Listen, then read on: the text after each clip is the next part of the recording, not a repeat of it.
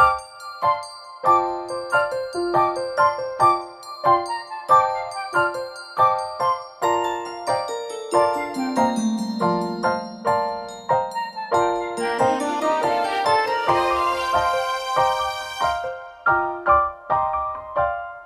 awakening to their badass butterfly nature.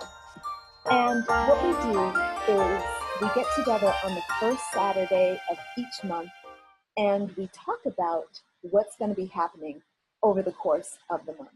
Now, normally I write a report for the new moon and the full moon, and you will have that report delivered to your inbox if you're signed up, or you will have it, you can download it from my website. So either way, it's always there for you. And today, we're going to be talking about the two different events that are going to be happening this month. Two major events. They're not major as in out of the ordinary, but these are the two events that I cover in my reports. So the first event that we have this month is for the new moon in Leo. So sorry, before we go into this month, let me go back. Let me go back to last month. At the end of last month, we had a full moon in Aquarius. And I don't know about you, but there has been a lot of like serious awakening going on inside. And I want to explore that with you a little bit right now. I want to actually check in with who's on the line in my Zoom meeting. So let me see who's there. I've got Simi and Virginia. Wonderful. So let me just tap in here and say hello to Simi. Simi, I'm going to give you permission to talk. So you can unmute yourself. And Virginia also. We'll check in with Simi first, and then we'll check in with Virginia. How are you, Simi? Hi, Crystalline. How's it going? Great. It's nice to hear from you. I'm glad you're here. Yeah, me too. I had to download the app again. Oh, well, you know, it's funny. You're saying you had to download that app again because it's Mercury retrograde and all of our communication is wacky, you know? And so it's not a wonder that we're doing things over again because that's what we're supposed to. Things that we didn't get the first time, we get a chance to do it over again. In golf, they call that a mulligan, like a do-over. A mulligan. A mulligan, yeah. I don't know why they do that. Hopefully it's cool. Nothing racist because, you know, I don't like using those weird racist things that I never thought were racist. Well, it sounds Irish, so. It does, so maybe it's not a nice thing to say, so we won't be repeating that. Yeah, we'll have to Google the mulligans. Exactly. We'll just call it a do-over. There we go. That's more grounded. Yes, exactly.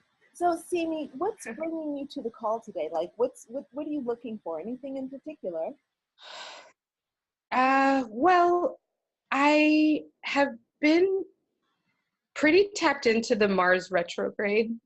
Okay. And the sort of revolutions and re-wounding that it's brought into my awareness, and really achieving a new level of like hearing my own self-abuse and beginning the process after the full moon of like really saying to my ego, like, okay, I see what you've been doing. And I'm not, and like, you're not in charge anymore. Like, I'm not going to just believe you immediately. Yes. Yes. Yes. So it's been like a beautiful time of like, like reshaping and transforming. And also at the same time, looking at my life in a more like material sense and being like, okay, like how do I make things happen or allow things to happen in this final stretch of like Mars retrograde? Like is my mindset? Like where can I situate myself mentally so that I'm like well equipped to ride this out? Yes. So good. I'm gonna talk to that a little bit because um, where we are right now as we're going into August, the messages that I've been getting from Spirit have been very much about you have to step into the word of the divine. Mm, There's no more half stepping. There's no more, I'm going to dip in my little toe. It's no more, I've got one foot in with the divine and one foot out of the mm, divine, you know? So what I hear you saying is that you're being called more to step into your truth, into your power, and you're not willing to believe the ego's lies anymore. Like, oh, I'm limited. I don't have that. I can't do that. Yeah? mm, mm-hmm. Yeah. Yeah. Or I'm Yeah. bad. Like I'm being treated this way because I'm not worthy. Yeah. Exactly. That's a lie. Yeah.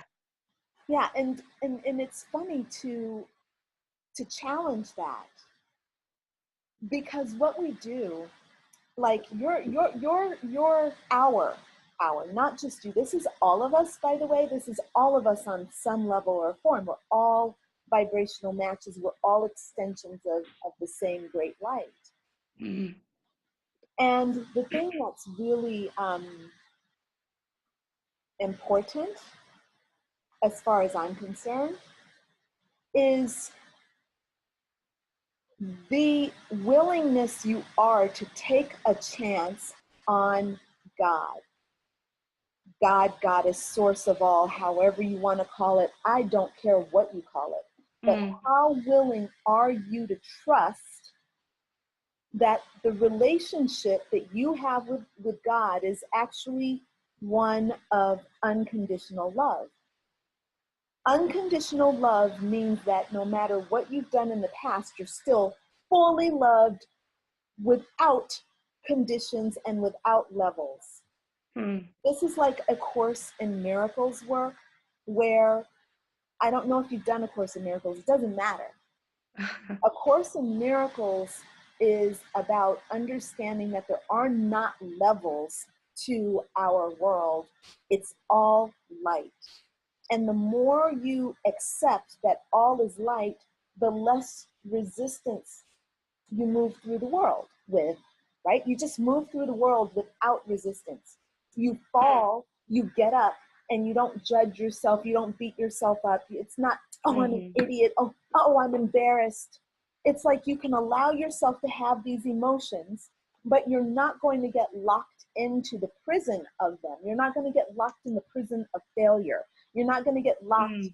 into the world of mistakes. So the key Right. right now is to really fully take a chance on God, Goddess, divine. Like God is like, hey, I'm here. Wow. I want you to thrive. And I've been here. And I watched you steal that lipstick from Robinson's May. Okay, this is how old I am. I'm going back to like the Yeah. 1960s, right? Robinson's May. I watched you steal that lipstick, and I watched you have an experience of of triumph. I watched you have an experience of ooh, look at me, like ooh, I got something for free. Right. I A got, thrill. I watched you have an experience of glee wearing that lipstick with pride, and I watched you also feel really guilty about it. And I loved you through the whole thing. This is the point that we have to start taking on and that we want to embrace Mm, as children of God, Goddess, source of all. We're here on earth not to be perfect like God is perfect. God already knows perfection. We're extension of God, Goddess, here into form. And that means that we get to experiment. We get to try on thievery, if that's what it means.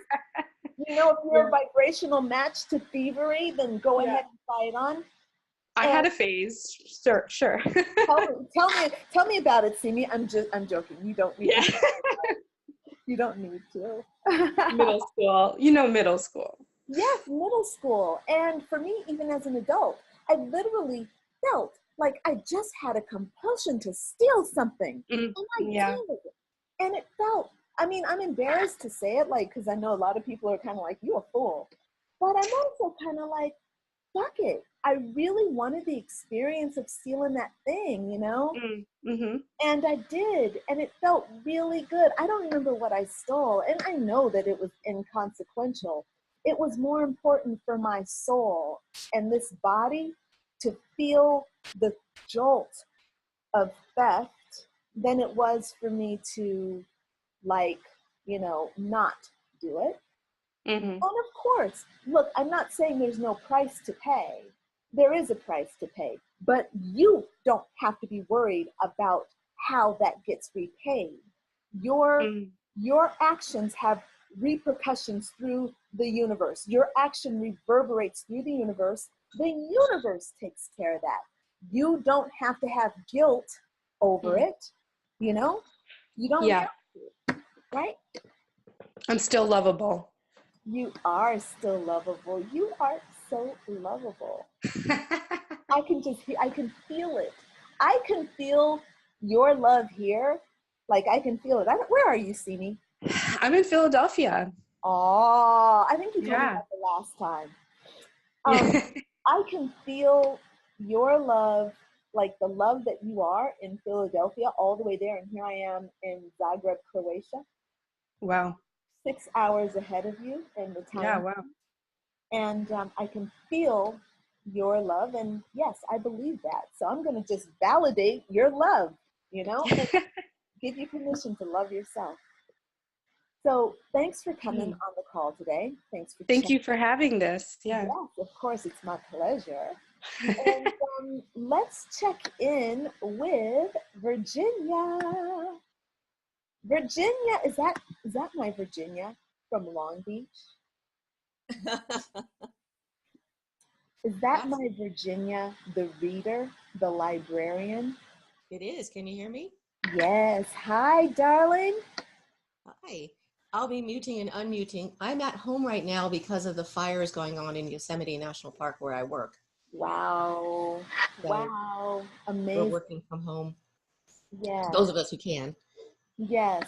Very good. Okay. Well, I'm glad that you've joined us.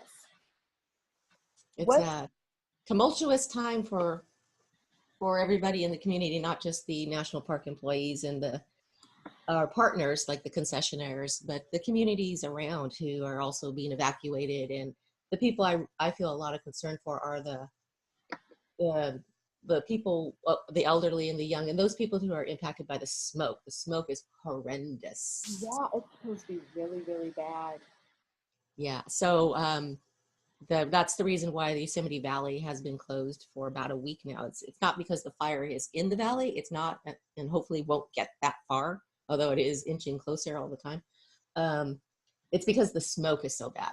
And I was thinking that I want to go down down to my lower meadows and refill all the water canisters that I tipped over last year because I didn't want them to get all infested with mosquitoes, things like that. Don't Yeah. have standing water. Because the wildlife, as they're trying to find refuge, they need something to drink. So that's on my to-do list for today. Yes, good. Well, I'm glad that you're taking some time to sit with us today. And and I'm also, sending lots of blessings to Northern California and that incredible battle that happens every year across California.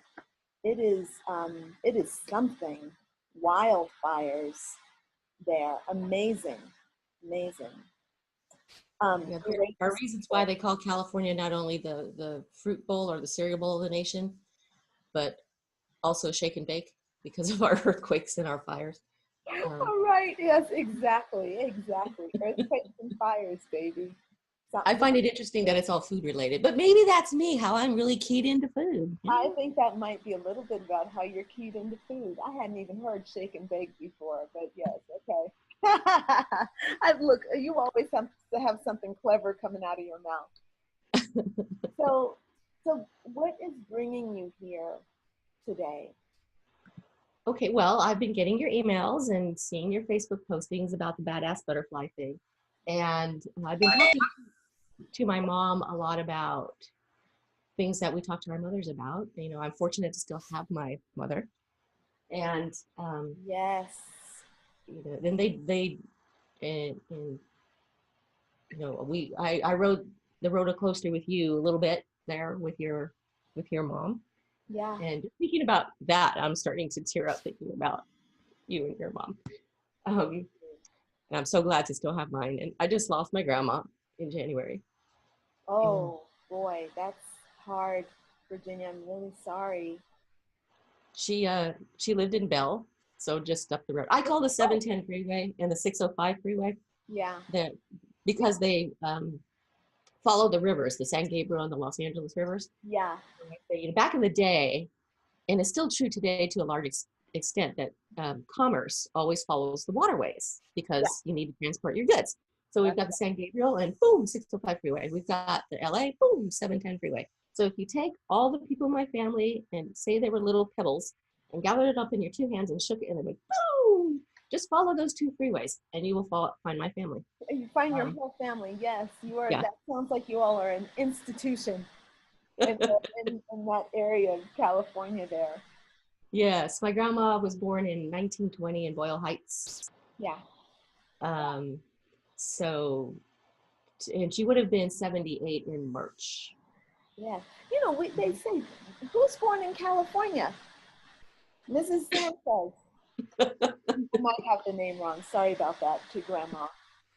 Correa, Correa. She's a Correa. Correa. And one of the last times I spoke to my mom, I said, it finally hit me recently, and I don't know why I missed it before because I got leave from Yosemite to go back to LA to help. You know, it's as you know, it's a process when you keep freaking out and going to be with them because you don't know, and then when you finally get the call, I mean, I left Yosemite as soon as my sister called me, drove the hour home to my house, loaded up all 5 dogs, made the 5-hour ride to LA. Yeah. I didn't get there in time, but everybody who could be there was there. My mom said the house was absolutely packed with people. Wow, amazing. Wow. Yeah. I bet it was a beautiful gathering. It was. I was at the Rosary. So I helped with all of those arrangements, and I got up to help my mother because my mother doesn't have very good mobility at one point. At one point, my mother got up. She was having trouble rising. So I stood up, my brother stood up, one of my cousins stood up, and some guy, I didn't find out till later who he was. We all jump up to help her. And my mom, you've met my mom, I think. She's a little bit of a comedian. And she turns around and waves her hand. No. It's okay. I've got this. And takes her cane and walks out of the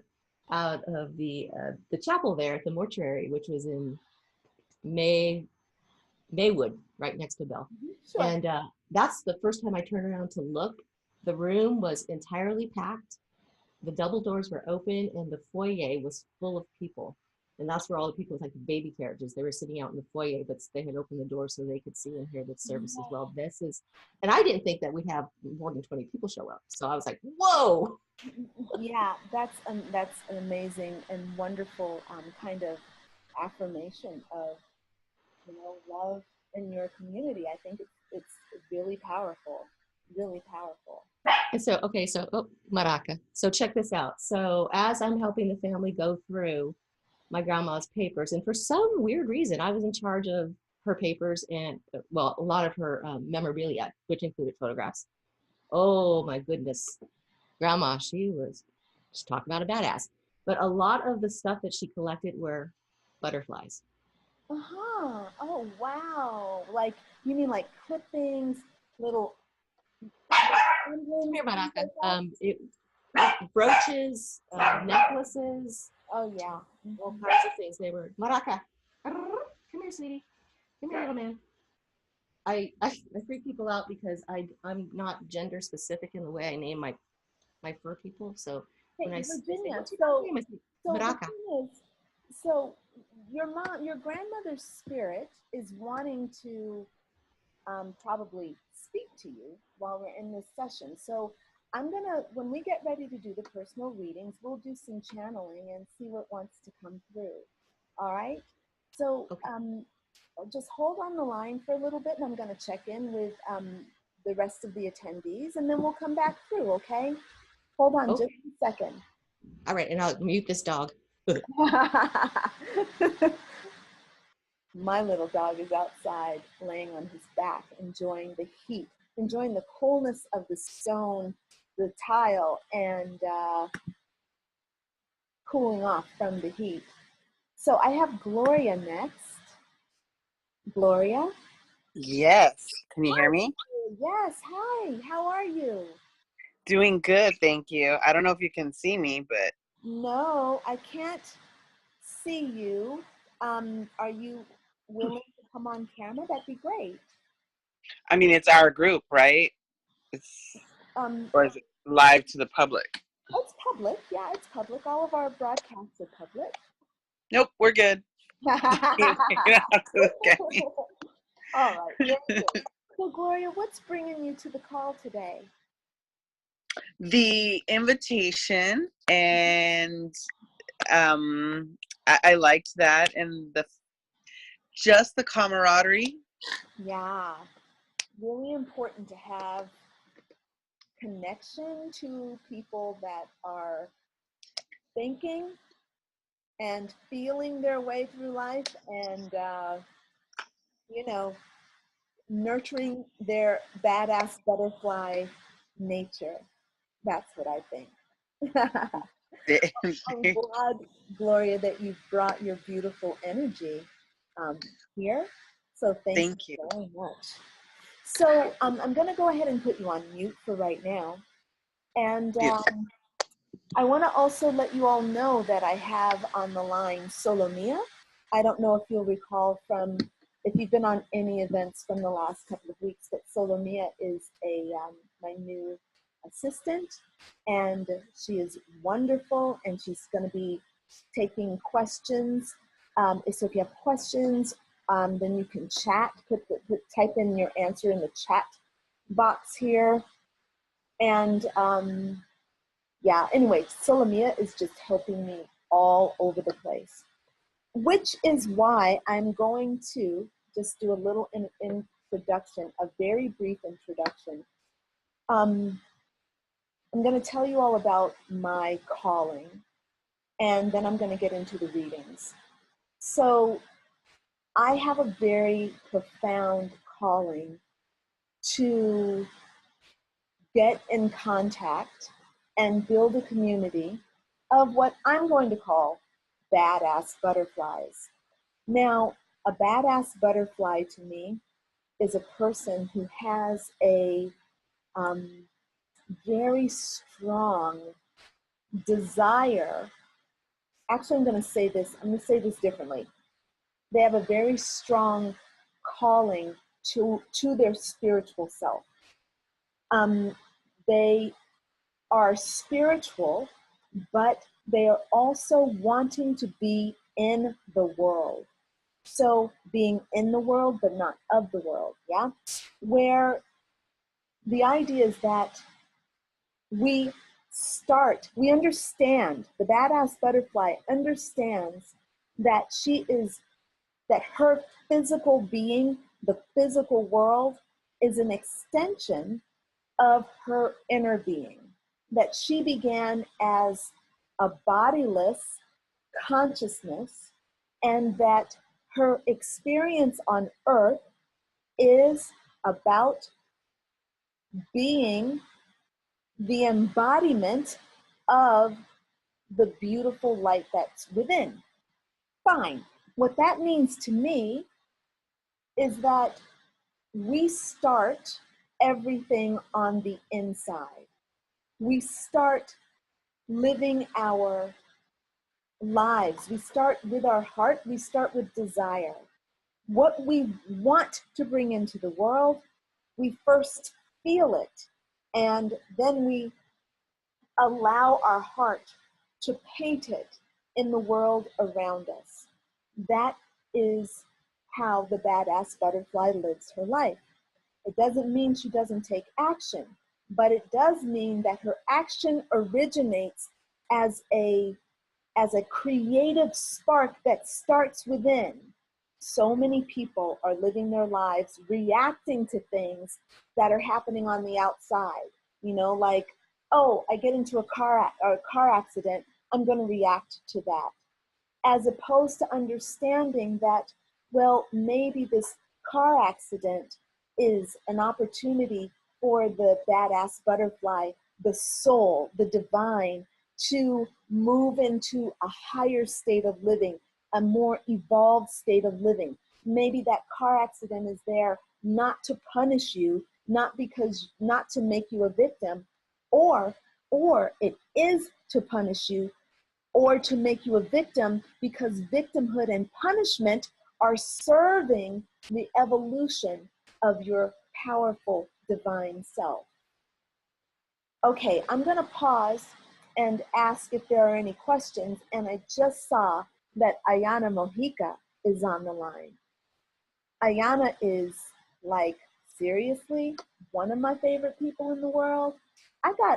Look, I'm going to be honest, I have a lot of favorite people, but she's one of my teachers, and y'all know that teachers, when they show up, so when teachers show up, it is because something special is going on. So when your old teacher shows up, you know something's happening. So Ayana is here. And Ayana, I want to just say that I tried to give you permission to talk through Zoom, and it says that you're not able to talk because you're using an older version. It says you're using an older version of Zoom, but I'm going to promote you to panelist, and that will allow you to talk. So I'm going to promote you to panelist, and that is going to allow you to speak if you want to. Ayana, are you there? Wait, I'm going to unmute you. Ayana, hello, hello. Hi, this is Ayana. Hi, Ayana. Hello, Hi good there. morning. Good morning. That was a nice intro. I didn't expect that, and I'm not presentable for video. So. That's okay. That's okay. I took it off. It's morning time in California. It's 7 a.m. 7:30, yeah. Right? Hi. Yeah. Hi. Blessings to you over there in your wonderful, amazing life that you're leading. Thank you, Ayana. Thank you so much. And somebody over there is living an amazing life as well. I know this. It is quite nice here at the estate, the Orpheus Estate. Yes, I was going to ask if you're at the Orpheus Estate. Wonderful. Mm-hmm. Wonderful. So, Ayana, what's bringing you onto the call today? What's calling you in? Actually, I'm just very curious about. I've been watching your beautiful evolution and transformation. Aww. And wanted to celebrate you and see what you're doing. I actually have another Zoom call at the same time with one of my teachers, and I didn't realize it was at the same time. Oh, okay. So I got off of that one to get on this one. So I'm only here for a few minutes. Fantastic. Well, look, okay, so Ayana, do you have, on this particular call, I am doing readings for people for this month. Do you want me to do a reading for you? Sure. Okay, so look, I'm going to ask Solomia to take notes on what you say, and when I get ready to do the meeting, I will do the reading part. I'm going to do your reading at that time, and then you can watch the replay, and that way you're not going to miss out on anything.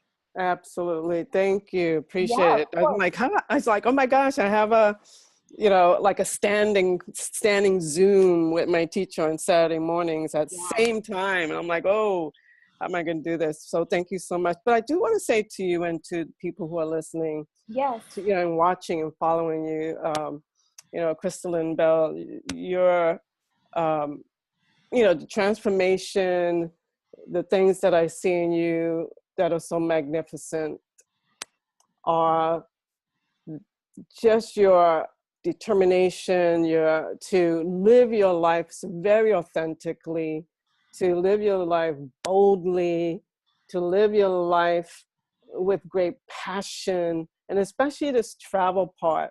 And I'm always curious about, well, how did she choose to go to Italy? How did she choose, you know, just the process that you're going through, your how you reach out to people, how you're just embracing life in so many ways, and inviting the evolution of your soul, and just seeing how you have been also a great teacher to others and inspiration to others.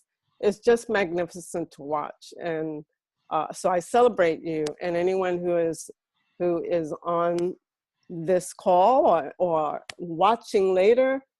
Crystalline Bell is an amazing teacher and entrepreneur. You see how she's leading her life. And so if she can do it, you can do it, and follow her, get your counseling, coaching through her, and just do it. Everybody, just do it. We could take our last breath tomorrow or today, and we never know what life's going to bring us. So just do it. Anyway, here you go. That's what I want to say to you. Thank you, Ayana. That's beautiful. Thank you so much. It means the world for sure. Ayana did. I met Ayana many years ago, and she was. I went to her. I went to Ayana. I don't know if you remember this, Ayana. Oops. But I went to you because I had my pineal gland clicking. I would go to sleep at night and I'd lie down and I'd wake up and it was as if somebody took a hammer and a chisel and banged the shit out of my pineal gland. And I'm like, I woke up and I'm like, what the fuck? Like, what the fuck was that? And it was like a huge awakening of my crown chakra and my third eye chakra. Yeah. And I went to Ayana, and she had a beautiful, like a very calm space. And I went there, and Ayana counseled me, and she made me move my body, and she made me just awaken to all the stiffness that was inside me. You know, like, look, you see all that resistance, you won't move. And Ayana's really free and easy. She was a professional dancer. She's a dance teacher, and you know, her whole being is very sensual and very, very connected to the earth and very connected to the ancestors, you know, and her whole life is ritual, you know. Typical Virgo, like this evolved woman Virgo that does this kind of thing is always like prolific, you know. And I remember just having the feeling of a big shift in my life after working with you, Ayana. So yes, thank you for that. So that you show up today is just it feels super auspicious. Oh, thank you for that. And yes, I do remember when you first came to that temple. Yes, to that temple. That was beautiful, a different and very beautiful encounter. Yes, absolutely. And Ayana, will you please share your website just in case our listeners will want to get in touch with you or follow you? Sure. Ayana works with prosperity coaching and women and prosperity, and I think that you'll really enjoy learning from her, as I have. There it is. I just put it in the chat, ayanamojica.com. Yep, ayanamojica.com. It's AYANAMOJICA.com. When we send out the replay, we'll put a link to your website. Thank you. Appreciate that. Yeah, for sure, Ayana. Thank you. Oh, and so please tell us if there's anything in particular you'd like to know about the upcoming month of August. And Solomia will write it down and we'll do your reading when we get ready. Okay, great. Well, is there anything, what specifically should I be aware of for August? What is like, what are the highlights and what, there's always highlights and and sometimes there's like danger zones. So. Right? Yeah. Highlights, lowlights, yeah. Yeah. Yep, got it. We'll see if there are any highlights and pitfalls that you need to look out for. We'll look into that for sure. It's interesting. The message that I'm getting, and this is not just for you, Ayana, this is for everyone, the message that I'm getting is don't worry about the pitfalls because you're supported and guided by angels. So we're going to see what word comes out because I don't think it's going to be about pitfalls. I think it's going to be more about, well, we know opportunities and challenges, but there's this kind of feeling that's coming through for this month of August of what am I going to sail through? What am I going to glide over joyfully? What's dark and menacing that I'm going to breeze through with ease and comfort, you know? That's the imagery that I'm getting. As a matter of fact, the imagery is really clear coming from the Shadowscapes Tarot deck. I'm going to see if I can find that here. Shadowscapes Tarot. It's an image, I do believe it's the Six of Swords. I'm going to double check.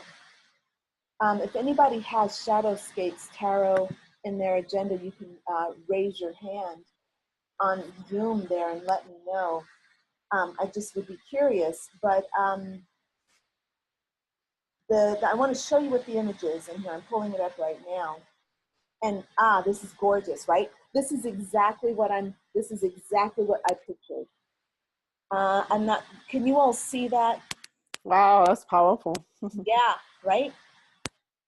So the idea is that there are those 6 swords down below, and there are 6 crows. And look, crows, you know, they have a reputation. Maybe they're only, how many crows are down there? There are 5 crows, 5 crows on 6 swords. Anyway, crows have the reputation of being kind of bad luck. But, you know, they're not really bad luck. What they are is they're the representative of the planet Saturn. Planet Saturn is the teacher of hard lessons in the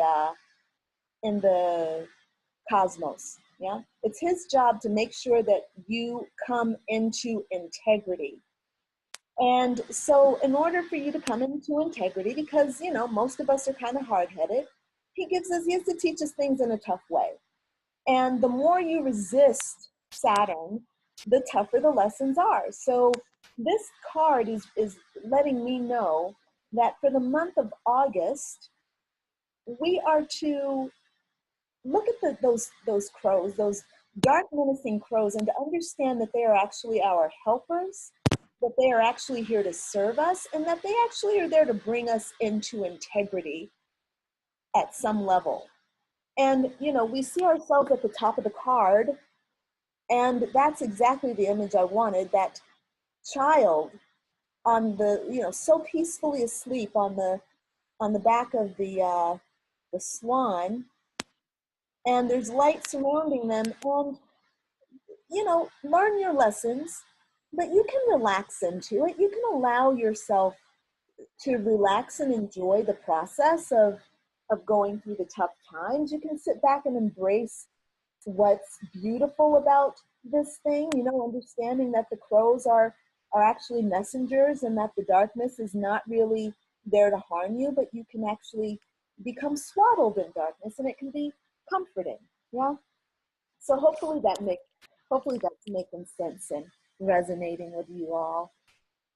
Yeah, it's very powerful because I actually work with the crows, and Saturn is a huge influence in my life and ruling in many, many ways. And so that's pretty powerful. Yeah, awesome, Ayana. Especially Saturday being Saturn rules Saturday. Yep, I woke up this morning, I looked out and I'm like, ooh, the sun was already rising, and Saturn and the sun, you know this already, Ayana, but the other listeners may not be aware that Saturn and the sun are actually kind of like arch enemies or foes, because in Hinduism, Saturn came from the sun, and Saturn is dark and cold and ugly. You know, he's thin and dry and stringy, curly, stringy hair. And the sun is robust and bright and warm. And the sun takes a look at Saturn and he says, no, no, you aren't mine. I totally don't want anything to do with you. And so Saturn has made it his point to, whenever the sun is coming out, to do its best to undermine the sun's authority. And this happens inside of us all the time. It's like right now, and as a matter of fact, the sun is in Leo. So right now we are in Leo, and Leo rules, the sun rules Leo. So the sun is really bright right now. We're in the northern hemisphere. It's really hot, you know, and this is the time when the sun loves to shine brightly, but Saturn is also like, look, we're going to put you in integrity, you know. We're going to make sure that if you're going to be the authority of the universe, you're going to earn it. And that's why those crows show up for us, to make sure that we stay humble. Don't get too big for your britches there, buddy. That's great. Excellent. So Ayana, thank you so much for joining us. And That's great. Thank you. Checking in with you. Yes, I will check in with you personally, my dear one. Continue on with your great life. Thank you. I love you. And I look forward to the time when our paths cross. Yes, I'll be in Europe soon. Love you, baby. All right. Bye-bye. Thank you so much. Ciao. Bye. Bye. Bye. All right. So we've got some new people who have joined us. There's Jess and Valerie, and we're going to come back to you in a little bit. But I want to give you all just a few quick updates and heads up about the month of August. So we've already gotten very well into what's going on in August.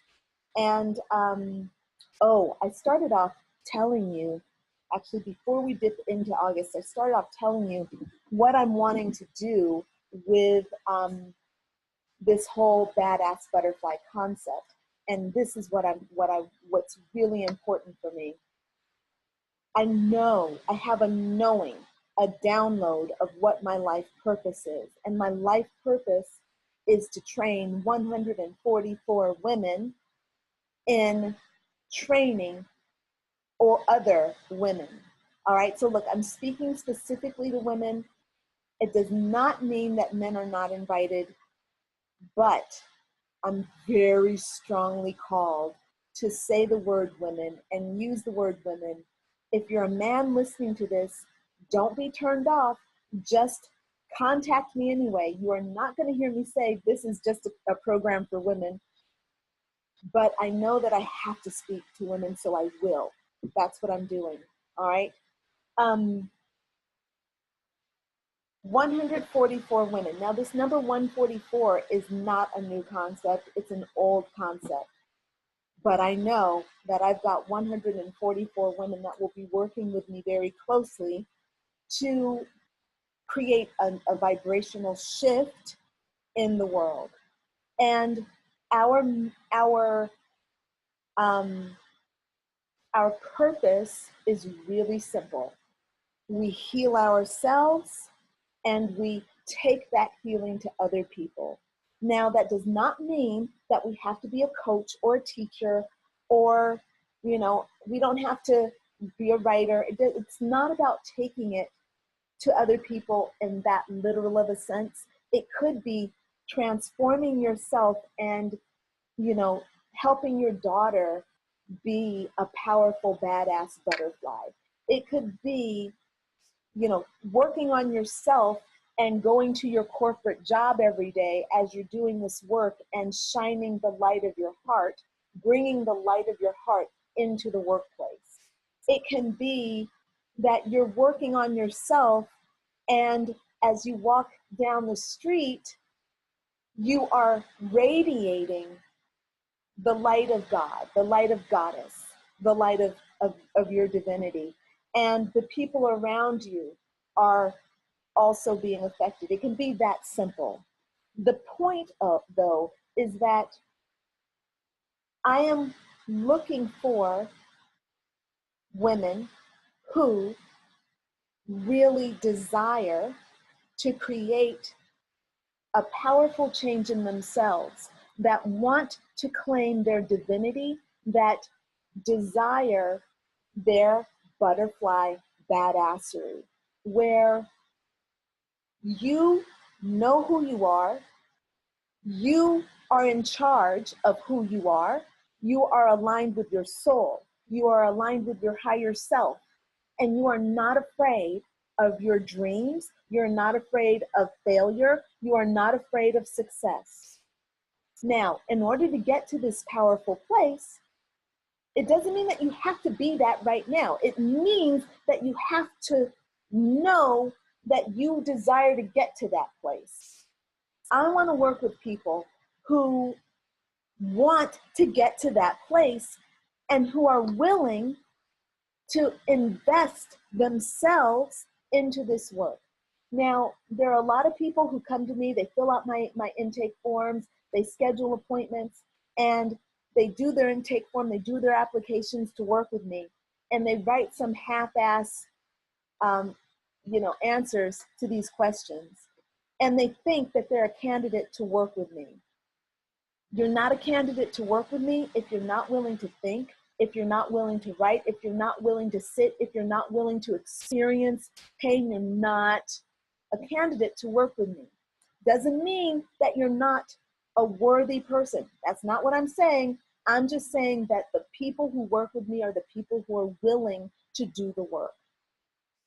And I'm talking about doing the work on the inside to a level of excellence.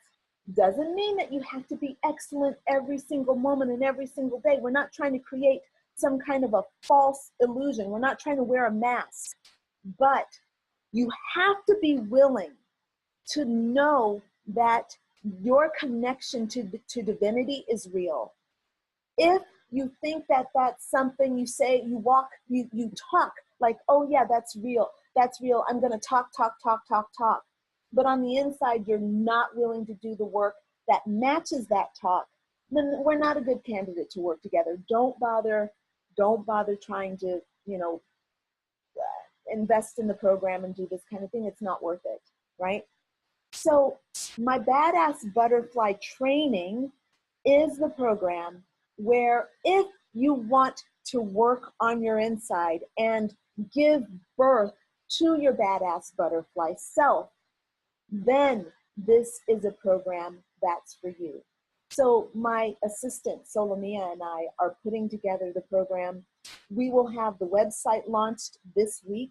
We will be emailing you and inviting you to join me in a conversation one-on-one to see if you are a candidate for the work. And I will talk to you in detail about it and show you what I'm talking about in detail.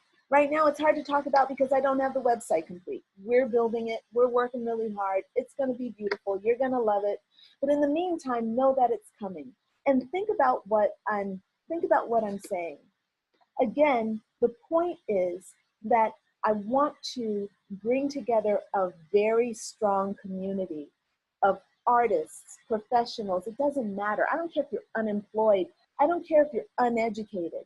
What I care about is that you have the heart of a lion and, a heart of a lion and badass butterfly wings that are strong enough to carry that heart.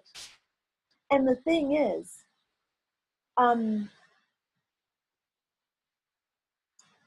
this process takes you from where you are, whether you're a caterpillar or if you're in the chrysalis, it takes you from being where you are. It helps you develop into the badass butterfly. It helps you give birth to your highest potential self. That's the work that we're doing. Living the life of your dreams, whether it's travel or whatever it is. I'm excited. I'm moving to Italy in 15 days. The 18th of August, I'm moving to Italy. that's my dream come true. That is like the ultimate dream come true. It's bigger than Paris. Paris was a big deal. Italy's an even bigger deal. So I'm all about living the life of your dreams, folks. That's the whole reason why. That's the whole reason why I'm here. So, all right, that's Badass Butterfly Training. That's a little brief intro. We'll be going more into it, and I'll invite you all to meet with me, and I'll make a video about it and all this kind of thing. All right, so let's get into our quick rundown. Actually, I'm not going to give you a quick rundown on what's going on this month because that's going to all come through with these readings. So you all just sit patiently as we talk to everyone and make our way through. All right, we're going to start off with Simi. Simi. Hi. Hey, Simi. So what can we look for you this month? What would be what do you need help with this month?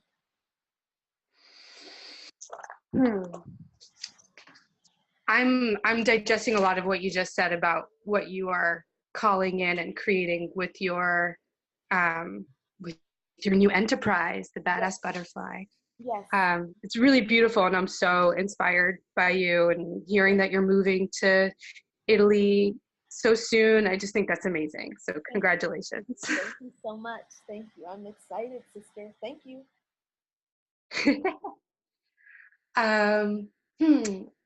I think for August, I'm thinking about what I said or what I shared earlier and what you shared earlier as well. And I'm receiving a lot of messages lately to believe in the multiplicity of God, that there is and the divine, and also the sovereignty of the divine that exists within me. And what you said about no more half-stepping with the divine, like conjures up a lot of like images for me, and like makes me feel really curious about what that means and what that looks like, and and how to realize fully that I'm doing that, because that it resonates and I can't quite see it in my life, and how to like non-judgmentally and compassionately let go of the part of myself that is still holding myself back from that reality. Yes. Yes. Very good. I love it. Such the perfect question, because that is exactly the message that came in from the divine as I was exploring what we were going to be, talking about for this month. So Simi, here we go. Just a second here.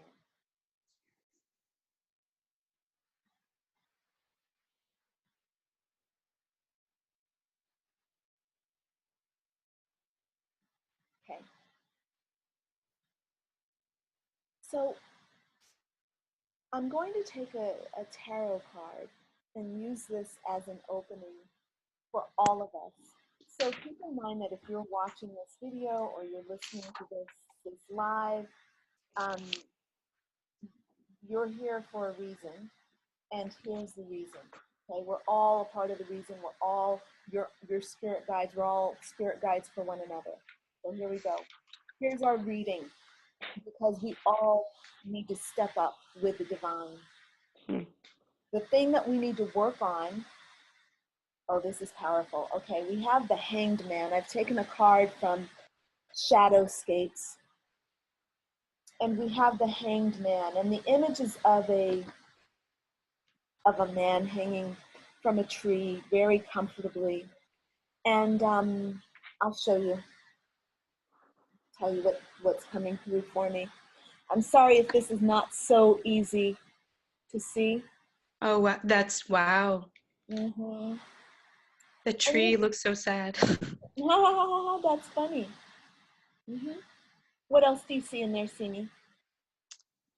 I see acrobatics, that the Hanged Man is also sort of sly a little bit. I mean, Fly. like, what if I could like touch my feet and like, could I swing around? And did you say he's sly? Yeah. Like he's a little bit deceitful? I'm getting that sense from him because the title of the card is the Hanged Man, but he's not like hanged. Okay, excellent. Very, very good. So what you've just described, and this is for everyone, when you see what you're projecting onto a card is your creation in the world.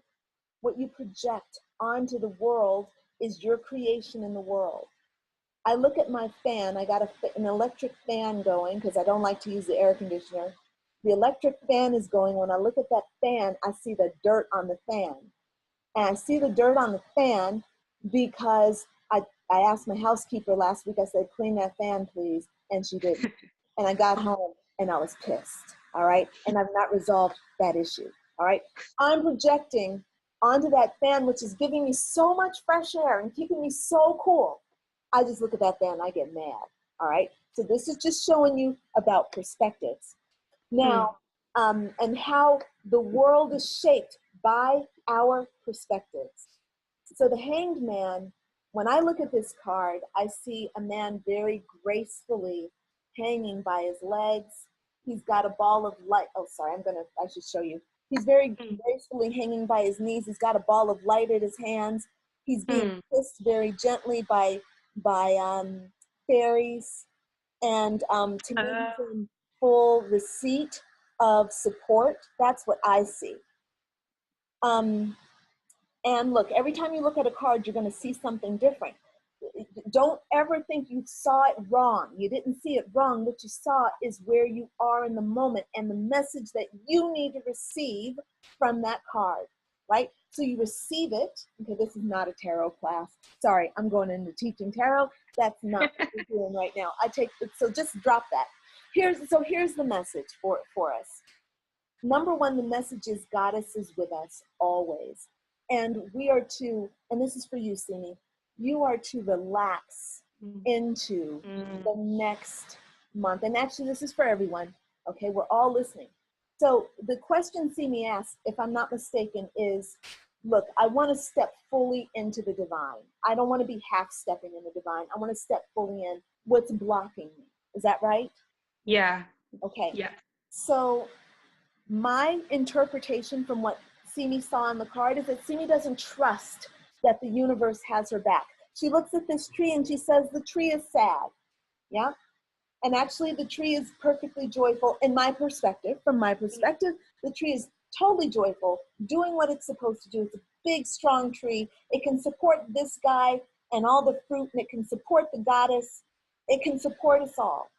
So the message for you, Simi, is to let go of your mistrust of the universe and to understand that you are, like this man hanging in the tree, very gracefully just supported, kissed by the fairies, kissed by the angels.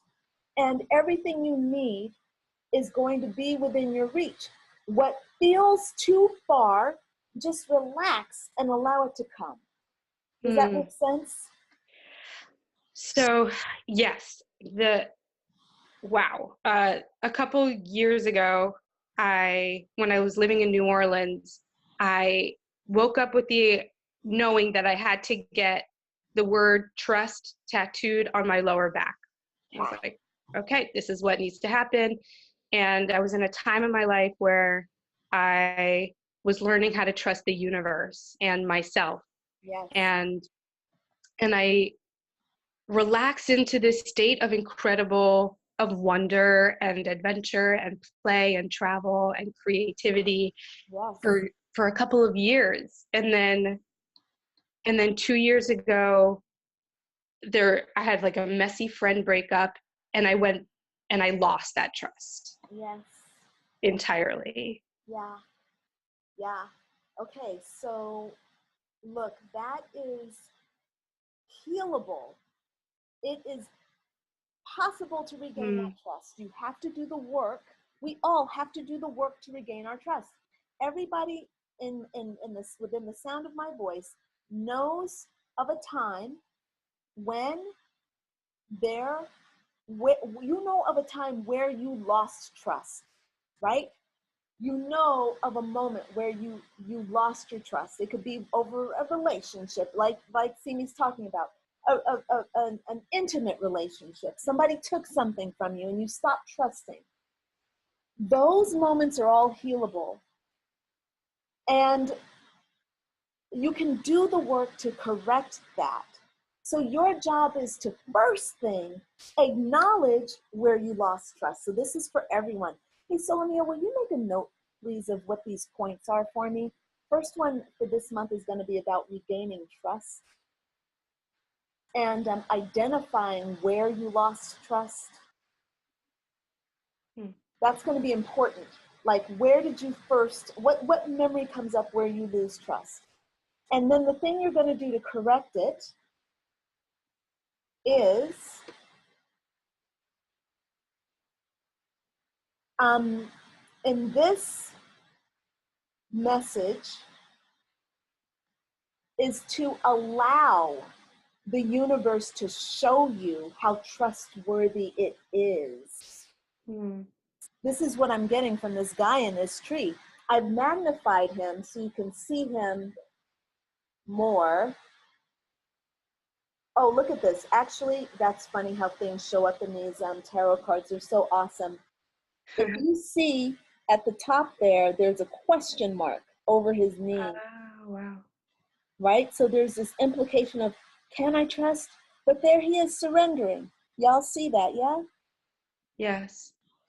So, Simi, I want to thank you for, bringing your interpretation to that card, because you really opened up a whole nother level. You opened up a whole nother level of understanding and depth. You added depth to this reading. Wow. I thank you for that. Being raw and honest, eh? And thank you. Yeah, I felt bad that I misread it at first, and then I realized I mistrusted the card, the whole. Well, I was like, oh no, this card is not right. Yeah, well, you have to understand that that's a reflection of your subconscious mind coming forth. Right. Right? Yeah. And don't be afraid of your mistrust. Don't be afraid of not trusting. Don't be afraid of what you project. Be aware of what you're projecting. Be aware so that you can see where you're out of integrity. Never deny the things that come out of your mouth, because that's suppression. You need to know what's going to come out of your mouth. Let it be wrong. Let yourself put yourself out there and be raw and naked, so that you can see yourself and shift yourself and help yourself evolve. I remember being young and so afraid to look wrong, so afraid to look wrong. And what ended up happening was I ended up shutting myself down, where I couldn't even think of questions because I was too afraid to look stupid. I wanted to be a fucking know-it-all. And I missed out on so much development based on that. I know that I'm light years behind where I could be if I had let go of that stupid pride that I had. It was stupid pride. So I'm just encouraging you to go ahead and let those things come out, those impulses. Like, that card is wrong.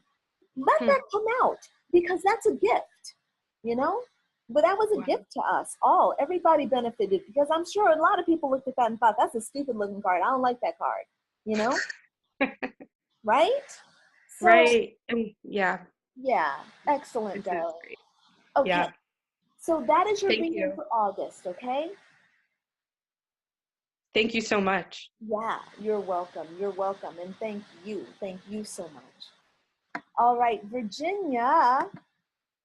Hopefully Virginia's still there, hasn't been called away. Virginia, are you there? Yes, I'm here. Hi, there you are. So, Virginia, what shall I look at for you here with our cards? I was making some notes, and the two top concepts that popped to the top of my alleged mind, as I like to call it, were the concepts of forgiveness and how I've been experiencing a lot of anxiety in direct relation to my military stuff. And listening to the concept of trust with Simi, I thought there's a lot of overlap there where someone or something, or in my case with the military, where you experienced betrayal or felt betrayed, then you lose trust, and then how do you get to that point to forgive? And so this is something I've been struggling with. And you know me well enough to know I don't have a lot of patience. I tell people, when I came from the factory, patience was not installed in my software package. And you had to pay extra for that, and you're like, no. And then when you buy the aftermarket from Best Buy or what have you, and it doesn't always work. So, and so I wanted to be healed right now. And it's a process. I get that. And so I'm wondering about my difficulty in forgiving. It is tied into when I think about having to do anything to do with the military, I literally get that stab of anxiety in my chest. Yeah. And, okay. And I'm just bringing, and you've told me this years ago that I bring most of the shit on myself. So what can I do to, knowing that I have not a lot of patience with the process, which is necessary. What other tools may I put in my little Home Depot orange tool belt that I'm wearing? You got it, Virginia. Okay, so look, there are a couple of things that are coming through. So remember that these cards, it's not just about the reader that came before, it's about all of us building a reading. And this card comes to mind instantly because it's the Hanged Man. And traditionally, the Hanged Man basically means patience and waiting, right? Your life is in suspension. You're not able to do anything about this. You must simply sit back and nurture yourself while things happen around you. That's the first bit of insight. The second bit of insight is, so Neil, will you write that down too, please, about the insight and patience, waiting patiently and allowing the universe to do the work for you. That's one level. Virginia, you know I am all about shadow work, okay? Now, I know years ago, I'm like, shadow work, and here I am years later, shadow work. Now, the way I deal with incidents, there are two different levels. There is literally the sitting down and working through an issue using basic shadow work techniques. Now, I do not have the time in this session to actually take you through shadow work. However, by the way, in my Badass Butterfly training program, I take you deeply into shadow work and teach you how to use it, okay? That's a part of what we do as our regular process. Now, what you can do, from what everyone can do, whether they know shadow work or not, from where you are right now, the first thing you do is you're gonna write down your issues with the incident. You're gonna just get out a piece of paper and you're gonna write down everything that bugs you about the situation. Will you make a note of that, please? Write down these steps. You wanna journal. So you're gonna write down everything that's bothered you about the triggering event. Then what you're going to do is write down how that event makes you feel inside yourself. Now that's the hard part, because a lot of people don't know how they feel. They know what they think, but they aren't accustomed to feeling in and feeling actually their emotional self. They're not used to feeling their energy in motion. That's what an emotion is. It's energy in motion. And so they think their things. Look, thinking is the first thing that you do. You write down what you think about the situation, everything that happened, okay? Now, for the second part, you have to get out of your head and you have to get into your feeling nature. So you write down how it makes you feel. So for example, today, Apollo did not come when I called him. I said, hey, Apollo, come. We were outside, he was playing, he ignored me. He ignored me and continued to play. He didn't even stop like I didn't even exist. All right. So that's what I would write in the journal. Apollo didn't come. He didn't stop playing. He did not act like he acted like I didn't exist. He ignored me completely. Next part, how did it make me feel? Well, I know on the surface I felt angry. I was pissed. When I feel deeper, I felt betrayed. Deep inside, my dog ignoring me means I felt betrayed. And when I feel into that, notice how my voice has just changed. I'm down, the volume has dropped a little bit. I just was in the feeling. It hurts. I could cry right now because I'm in the feeling. This is shadow work, my friends. You go into the feeling and you feel how it feels to be betrayed. Now, I'm feeling the betrayal. What I'm noticing in my physical body, this is step 3, what I'm noticing in my physical body. My heart feels heavy, my stomach feels bloated.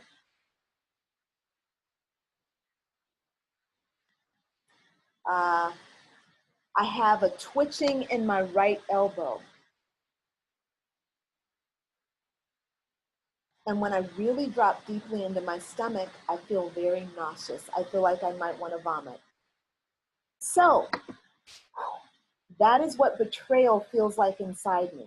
Now, what can happen is all this betrayal is happening on a subconscious level. When I was out in the park, I wasn't feeling betrayal. I was feeling anger. Well, wouldn't you be angry if you were betrayed? You'd feel betrayal, but of course you'd respond with anger. So I'm calling him, Apollo, Apollo, Apollo, come, come, come. And I'm getting angrier and angrier because I'm feeling more and more betrayed. So this is the work, Virginia. You got to go back and you got to think about what happened with the military. Then you got to write all that down. Write it all out. Get it all off your mind. Get it out of your mind and onto the paper. Then you got to go quiet. You got to get into your physical self and feel your emotions, because your emotions are contained in your physical body.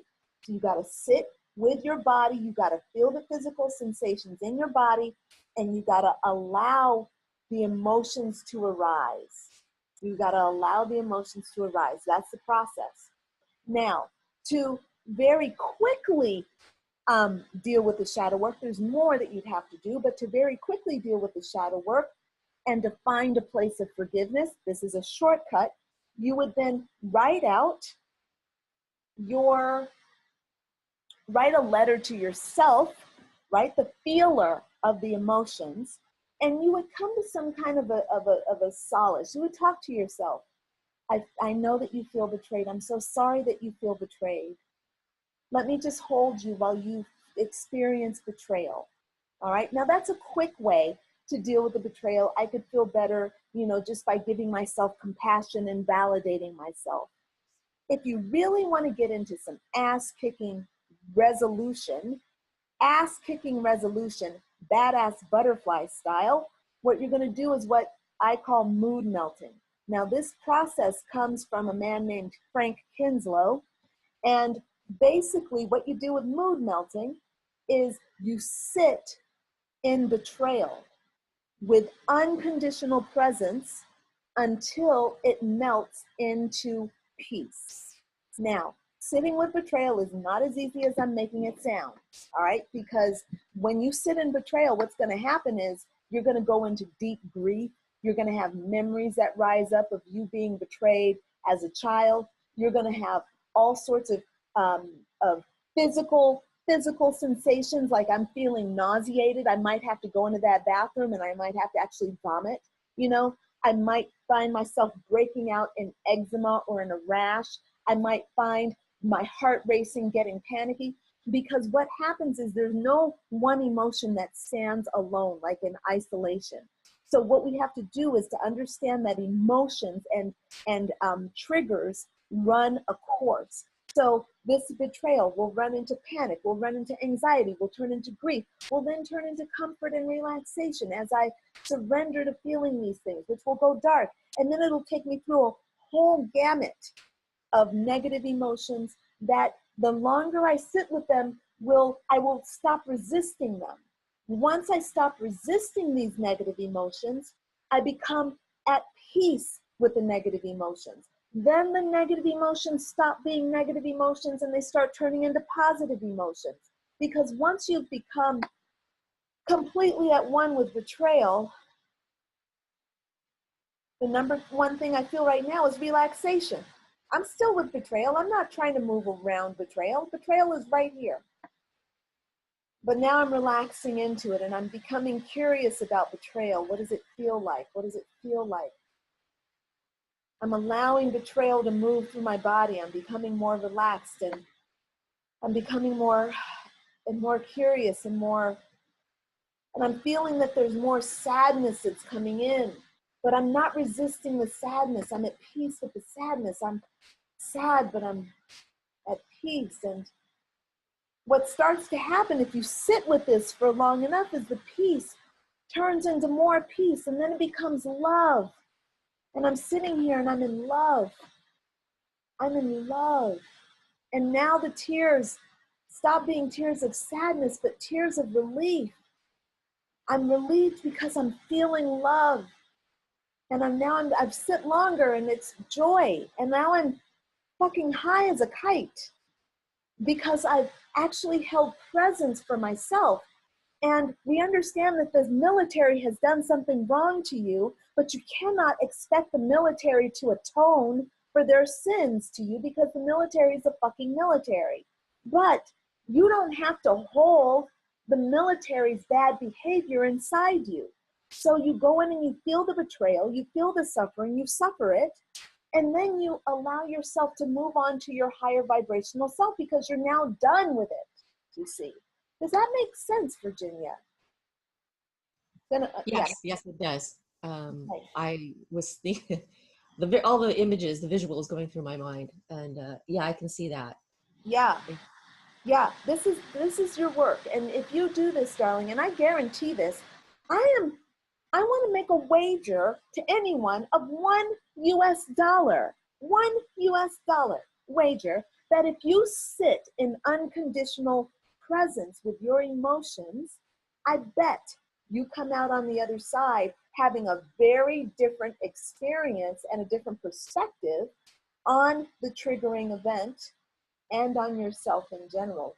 This is where the real healing is. This is badass butterfly healing. It is not easy to do, but it is the most powerful thing that you can do for yourself, and it changes your vibration 100%. It's the evolutionary path. And I can see that. Practicing that regularly it's sort of like, what do they say? You can't get stronger by having someone else do your push-ups for you. You have to do your own push-ups to get stronger. I've never heard anybody say that, but it makes such perfectly good sense. And yeah, it's totally exactly it. Nobody else can do your shadow work for you. No healer can come and take away your pain. The healer can come and help you process your pain. It can open doors for you to help you do the work that you have to walk through. You know, you gotta do it. And you cannot expect the outside world to change just because you want it to. You have to change yourself. The pain that the military caused you is held inside you. It's not inside them. You have to go in and do the work on that pain, release that pain, and set the beautiful Virginia free so that you can move on to whatever comes next. Yes, stop getting in my own way again. If I may, we're going back to the butterfly thing, that I want to share a link with everybody. So see if it comes through. And I really love the graphic that the county chose to use about being reborn, rebuilding after a fire. Is this the MariposaCountyRecovers.org? Yes. That's the one you put in the chat. That's perfect for us. Thank you. Yeah, so, you know, it's coming back after something catastrophic, and look at how beautiful it can all be. Wow, wonderful. That's so fortuitous, Virginia. Thank you so much. Mariposa is butterfly, right? Yes, in Spanish. In Spanish, yes. Mariposa is butterfly in Spanish. Paloma is butterfly in something or no? What is paloma? Nothing. Is that a word or no? It is a word. I don't remember off the top of my head, but hey, I'm a librarian. I can look it up. Yeah, well, it'll come, but it might not have anything to do. It might not be butterfly at all. But I think that's beautiful. Thank you so much for Paloma is a dove. Valerie says, "Thank you, Valerie. Paloma is a dove. Has nothing to do with butterflies." Okay. All right. Thank you for that. Excellent. Virginia, thank you so much for bringing your beautiful light to our call and your beautiful wit and the wonderful link also that everyone is invited to check out this link. And actually, one of our dear friends, her house burned down a few months ago, and I'm going to want to share this with her. Solomia, will you please send Heather a link to the Mariposa County Recovers.org? Oh, actually, she was on the call earlier, so never mind. She'll get it. All right, thank you so much, Virginia. Thank you. All right, so next we're going to head to Gloria. Gloria, are you there? Yes, hi, yes, I'm here. Can you hear me? Yes, we can. So Gloria, what should we look at for you for this month? Well, I'm going to take the opportunity to address something that's been happening in my dreams a lot. I've been dreaming about being pregnant. It's a weird thing. So I would like to know what that means. Okay. Pregnancy. Yeah, no. Let's just see what pregnancy in the dreams means for Gloria. I'm using Druidcraft Tarot. Pregnancy in the dreams for Miss Gloria. Thank you. Ooh. Ooh. Ooh. Oh. I'm not saying nothing. Look, I'm just the reader. I'm just reading this card. Oh, no. I'm not saying nothing. I'm just reading this card. What I'm reading in this card is pregnancy. Like, for real. I'm just saying. I'm just reading this card. Oh, my. Now, so, okay, Gloria, I'm reading pregnancy. Yeah, Look, I don't think that it means anything else either, to be honest with you. well, okay, so let's do a little bit more here and see. So the card that we've drawn is called the Wheel, and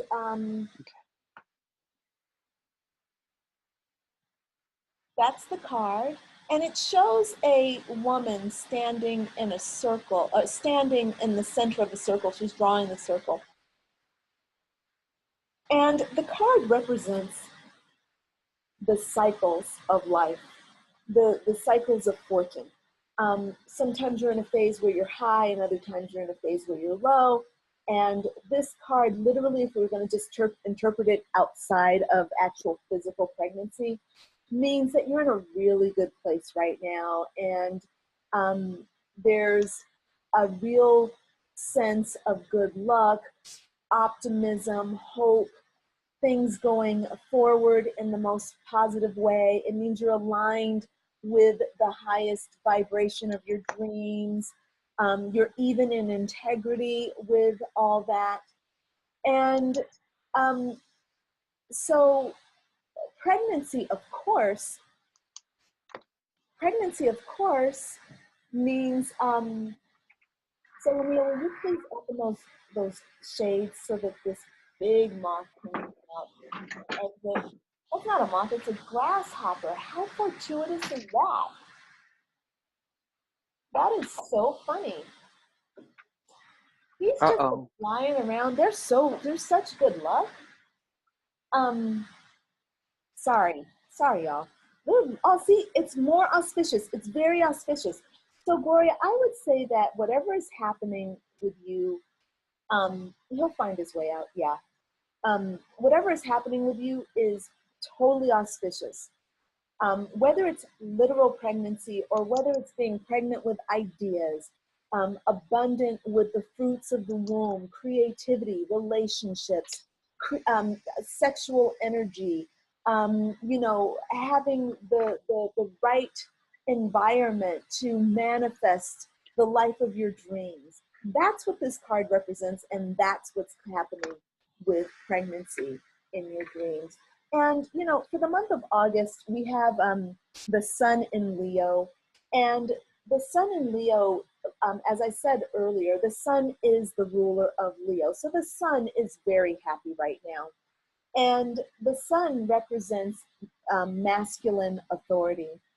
So, and Leo is lion, and Leo rules the heart.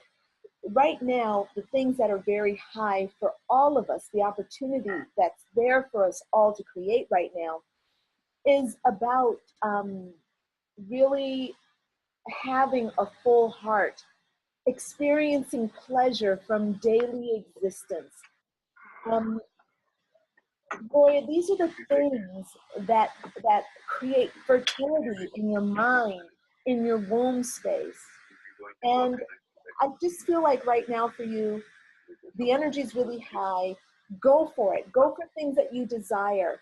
Make plans. Even if you can't carry out everything right now, write down what you desire and say yes to it so that the universe, you align. When you say yes, by the way, this is for everybody, not just for Gloria. Everything I've said is for everyone, not just for Gloria. The idea is that the yes shapes the universe, even if you don't know how. Like, I want to make $1 million this year, but I haven't been employable. I'm not employable. I want to make $1 million. Just say yes to that. And you're not helping yourself by miring yourself with negative thoughts and doubt. You're not helping yourself. You're much more creative and fruitful when you say, yes, I'm going to make $1 million.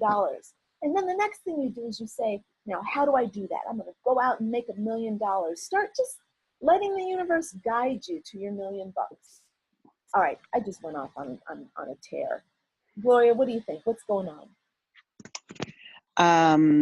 I do believe that the pregnancy has something to do. It's not so much figurative, and that's what kind of scares me. That's why I called. Because, girl, I'm old, but but I feel like it's something physical, either sexually, sensually, or physically. I don't think that it represents anything but the pregnancy. Yes. Well, congratulations. Well, I don't know about that part. That's just what I feel. I was just wondering if I got anything different because I'm on a different path. Look, I'm perfectly comfortable reading what I read from those cards. I gotta say, one of my dear friends, I got a good old friend, and I did a card reading for her, and I'm like, "Ooh, you having a baby?" She's like, "Yeah, but no, I'm kind of old, and fertility treatments." And I'm like, "You have 2 kids," and I said, "One of them's a girl." And I'm like, I guess that makes the other one a boy. So it's going to, have a boy. I was really focused on the girl. And so sure enough, she got pregnant like within a couple of months. And she's like, wow, and she's like, this is really exciting. And I said, yeah. And I said, is it a girl? And she's like, nope. And I said, so the second one's going to be a girl. She's like, how am I going to have a second child? I'm going to be so much older, and how am I going to do that? And sure enough, she wrote me just 7 months ago. She's like, look, you got to be the first person I tell I'm pregnant. And then later, turns out it's a girl. So all I'm saying is sometimes, it does not pay for me to ignore my downloads. we don't have to take any action on it, but I'm just saying that's where I'm putting my money. I'm wagering another $1. Anybody want to wager me $1 that there's some physical pregnancy involved with this situation? I'm just saying. All right. Thank you. Yeah, you're welcome, Gloria. It's lovely to talk to you as always, friend. All right, so now we get to tune into some of our newer ladies. So it's come on, Jess. I'm assuming you're female. I don't know why. I feel like I know you. I'm gonna allow you to talk, Jess, and we're gonna unmute you here. Jess, are you there? Hi. Hey. Hello, everyone. Hello, Jess. Thank you so much for joining us. Well, thank you for hosting this. Thank you for giving us this really seemingly amazing place to talk and to be together. Yes, I love it. Excited. I really love doing these sessions. I love connecting with people. I love the channeling. Of course, I'm a coach. I love my job. I love coaching. I love sharing ideas. I love inspiring. So when y'all show up, it's like so incredibly awesome for me. It's a wonderful experience. So I thank you all for coming here and blessing me with your presence. And Jess, have we met before? I joined one of the calls maybe 2-3 years ago while I was, I think I was in Australia at that time. Awesome. And, yeah, and then kind of I lost touch with all of you. And now I'm back, and when I saw that email popping up, I just registered myself last month. So I had been looking forward to this. Excellent. Yay. I'm so glad. Well, welcome. So what should we look at for you today? Well, I feel like open-ended because the mind just kind of pops up. Ooh, no job, nobody. I just like literally moved back to States and have no clue, trying to be in the flow and all that. So I think this is my learning. Be in the flow, and whatever you channel, whatever comes to you is what I need to hear right now. All right. Now, did I hear you say, I just want you to clarify a little something. Of course. Are you unemployed?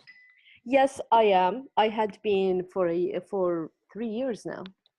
Mm-hmm. And how do you feel about that? Well, yeah, again, just as I loved what you were saying earlier, just saying without filtering, just kind of letting it come through. So the very first word popped was shame. That's not what I was going for, but shame came through as the very first thing. Yeah. So thank you for asking that. Thank you for bringing that one up. Yeah, and thank you for being so raw and being willing to, admit, what is difficult for us sometimes to acknowledge. I had a thought while I was listening to you, and the thought was this. So many people suffer behind unemployment for the simple fact that they are in resistance to unemployment. We have a lot of emotional pressure around having a job. We think about our survival. We think about our children. We think about paying our bills. We have debt. How are we going to feed ourselves? How are we going to survive? Are we contributing?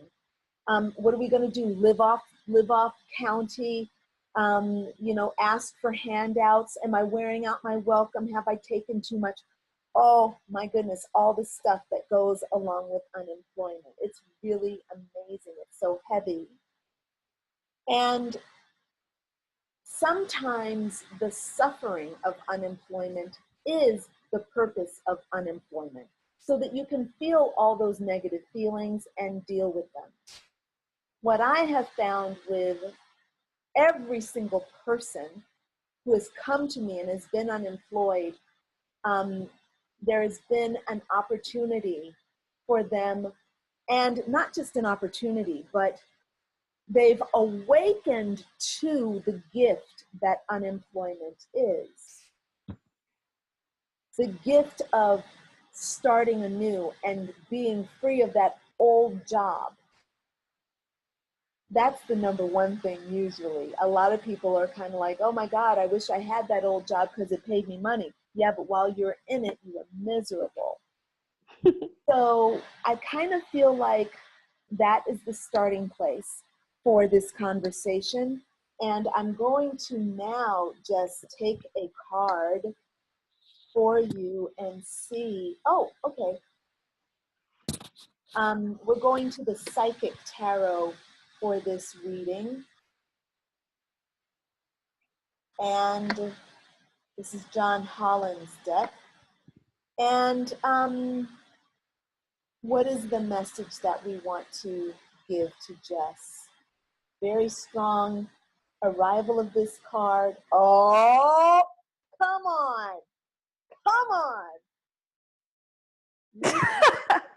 Come on, right? New beginnings. I just want to make sure everybody sees those words. New beginnings. And this is the first card in the deck of the major arcana, and it shows a mature woman stepping from a doorway onto a planet. And I love this card. It's beautiful. Beautiful, right? Yeah. Boy, so Nia, you know what I would love for you to do is to maybe get a picture of the cards that we've drawn, and we can post those in the newsletter when we send out the replay. But yes, this card again comes from John Holland, and boy, she's just a magnificent woman. And I love that they made her mature, because, you know, we got to know at no matter what age we step out, we all are entitled to a new beginning. Yeah. And let me just read to you what this card says, because it really just describes what I just described what the card is, but I like the writing on this. And it says, each and every journey begins with the all-important first step. When this card presents itself in your reading, it's confirming that it's time for you to take a brave leap of faith.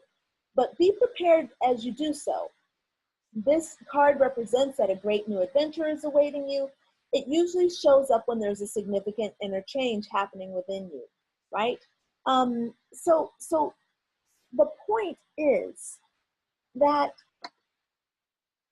right now, okay, you lost the job 3 years ago. You left the job 3 years ago. I'm sorry, I did not mean to imply that you lost the job. No, I lost. That's part of the feeling shame, definitely. Okay. So you left that job 3 years ago. And here you are now with a new day, all right? Where are you right now? Again, remind me, Jess, what city? Right now, I'm in Louisiana. Oh, you're in Louisiana, okay. Yep, staying with my brother. Okay, so it's like 10 o'clock in the morning there, 9 o'clock or something like that? It's almost noonish. Well, yeah, I mean, it's 11, almost. Almost noon, okay. Yeah. Day hasn't even really begun. I like you, girl. You're approaching noon, okay?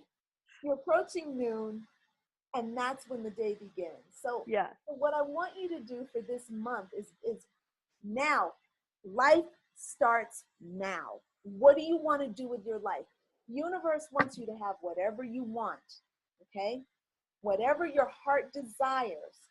If you are willing to do the work, meaning, I'm not talking about the physical work. I'm talking about the work like the badass butterfly starts on the inside and then outward change, right? Like the caterpillar.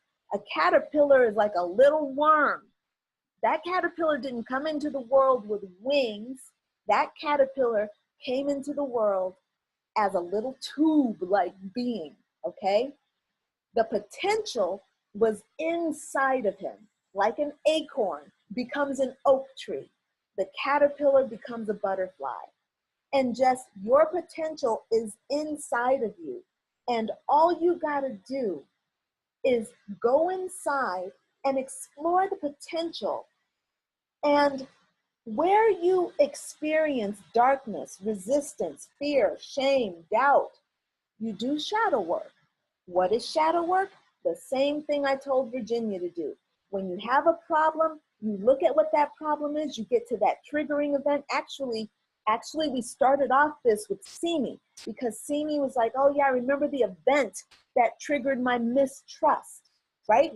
You need to, when you come across shadow inside yourself, you remember the triggering event, right? So you feel sadness, you feel shame, I feel betrayal, whatever it is, you go to the triggering event, then you do what we said for Virginia to do. You write down about it, you get it off your chest, you get it like out of your head and onto the paper. Then you go into your body and you feel how it makes you feel. You sit in unconditional presence with those emotions until you find peace. When you find peace, then you know you're done with that trigger. You can move on. Badass butterfly is now ready to emerge, right? Now, if you don't do that, you want to take a quicker route, you got that shortcut that I proposed, which is to actually just write a letter to yourself and hold space. You feel the betrayal, you go in and you sit with the betrayed and you say, oh, I'm so sorry you feel betrayed. Let me just hold you, right? That's giving yourself some love in the moment. That's like a little bit of a Band-Aid, okay? It's not the real fix, but it's a little bit of a Band-Aid. That's better than nothing. That'll allow you to get deeper the next time, right? Hopefully this is making sense, Jess.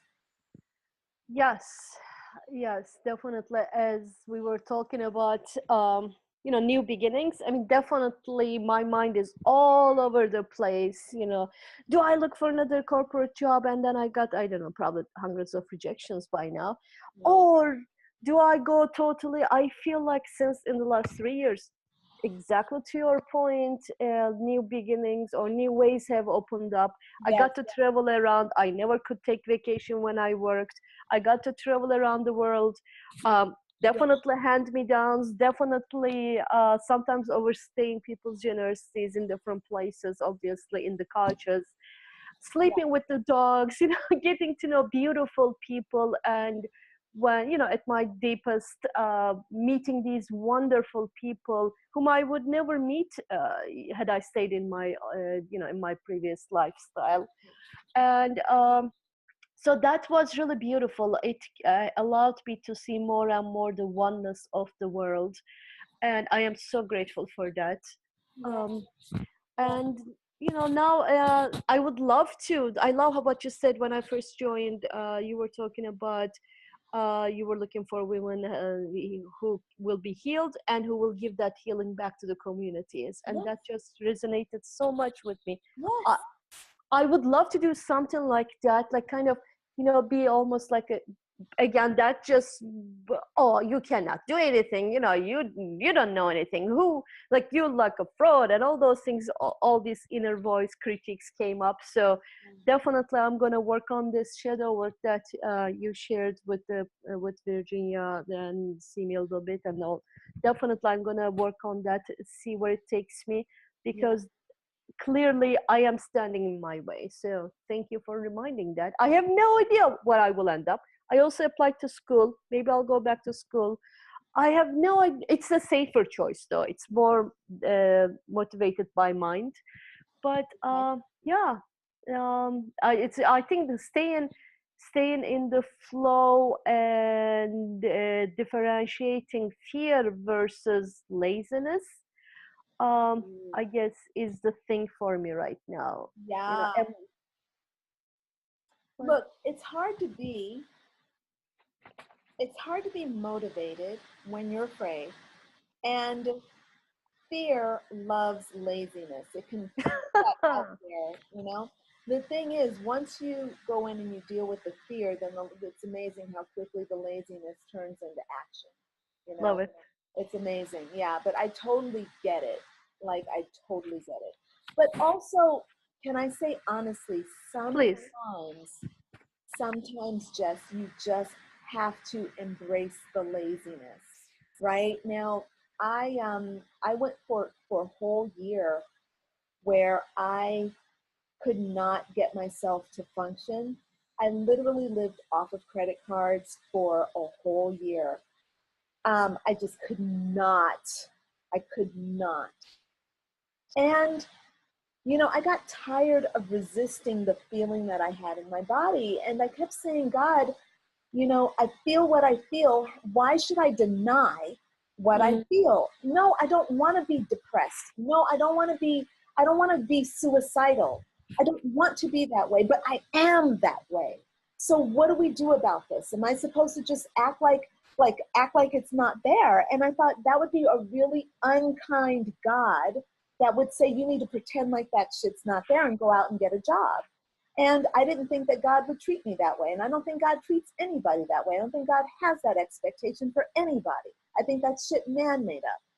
And so what I did was I took a year off and I went and I lived off my credit cards, ran up a whole bunch of debt. But you know what I did? I started getting really, okay, wait, after I gained 20 pounds, okay, I'm acknowledging that I gained a whole bunch of weight. But all of a sudden, because I just surrendered and I'm like, God, I need you to take care of me. You got me some increased credit limits.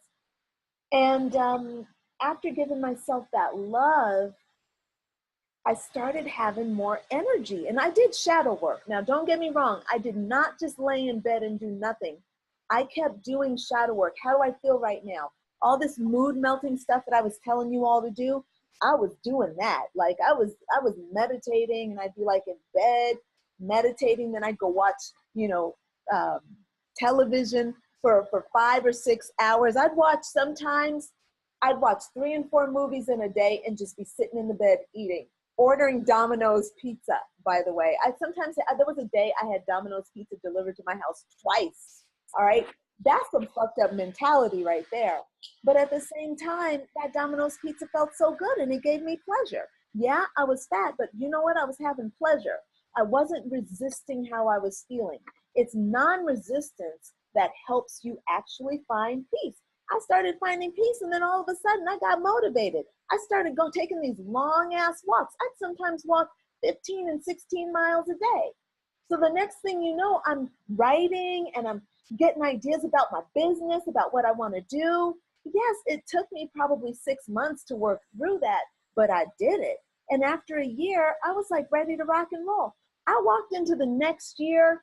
I was so strong in myself and so strong with this business that I had conceived of while I was sitting around gaining 20 pounds and eating Domino's pizza twice a day. I came out and I had that credit card debt paid off in 4 months. All right. This is what non-resistance does for you. You feel your feelings, you stop resisting, then you become free. You really turn into a badass butterfly. It is fucking awesome. So I'm not just telling y'all to do this. I'm doing this, telling you to do things that I do because, you know, it worked. And I have faith in the universe. It's not perfect faith, but it's some pretty badass faith, okay? I got some badass faith in the universe. And I wouldn't ask you to do something that I wouldn't do myself, all right? And my keys are shadow work. You do shadow work to help you understand where you are separate from God, okay? You do shadow work to deal with your pain, all right? Because God doesn't mind pain. The resistance to the pain is what keeps you in pain, right? So when you stop resisting pain, you feel it, you're in non-resistance, the pain goes away because now you're in peace. Now you're in peace, and your body and the universe has to reflect that. All right? I hope that's... I love it. I love everything you said. I put myself on mute here because I was just laughing out so hard, and I didn't want that to be a distraction of what you were saying. Okay. What I hear from what you want, and thank you so much for sharing this and being so raw, so authentic, so that beautiful soul that you are. Thank you. And it just, what I heard is really, how can I say, you stopped judging yourself because I realized, even as I was telling you where I am right now, the laziness, the shame, right? These are all judging, still self-judging, still not being at peace. hence there is resistance in me. So definitely that resonated so much. Just letting go, and instead of judging, oh, am I being too lazy? Look at the result. It's been 3 years doing nothing. Am I lazy? I gained so much. I learned so much in the last 3 years. Exactly. And instead of seeing it, I keep seeing, oh, no job. So you must be lazy. So thank you. Thank you for Yes. I totally get it. I get a lot of people who come to me with that exact thing, Jess. So thank you so much for being vulnerable with us and sharing yourself with us. Definitely appreciate it. thank you. All right. So, Valerie, last but not least. Valerie, are you there?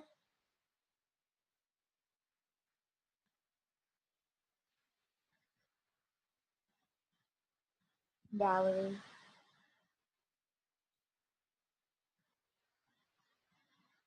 Valerie, I'm not able to hear you if you are saying anything. It looks like you're unmuted. Valerie, if you're there, why don't you type a little note? Oh, I think I hear you. Can you hear me? Yeah, hey. Well, I had to take out my headphones. Oh, okay. Well, we can hear you very well.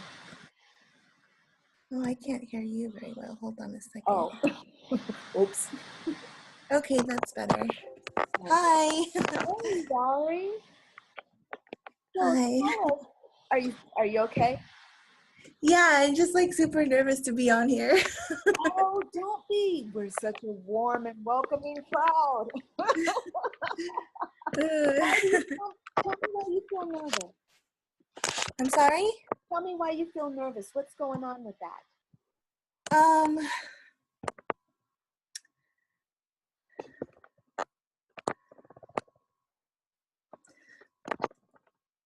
I guess I'm just like really nervous to be seen. Even though I'm not being seen, I'm like really scared to be heard.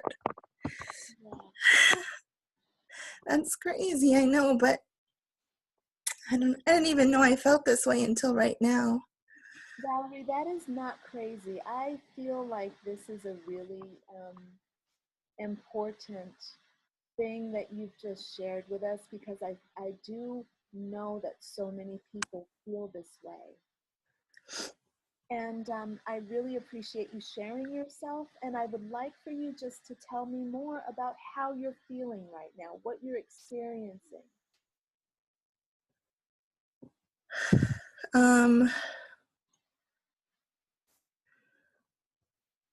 Just like fear. Like it feels like fear in my body, and my hands and my feet are tingling, and I feel like I can't speak. That's just mostly what it is. It feels like just fear. Yes. And what I want you to do is just to take I want you to allow that fear to be there just for this moment, just hang out with me. And I want you to allow that fear to be there. And let's just see what happens. Close your eyes. Just feel.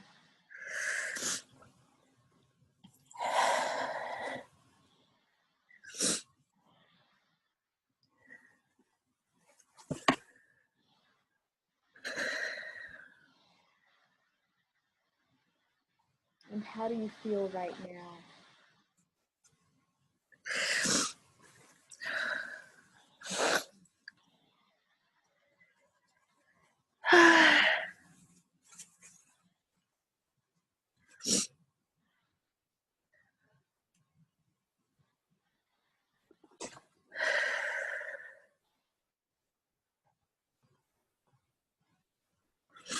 I'm feeling a little bit better.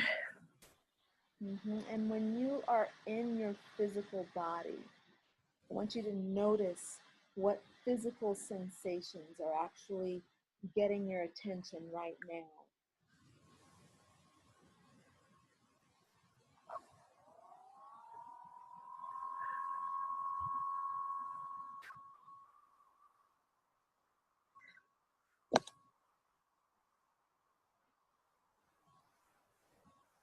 Can you feel your physical body? Yeah.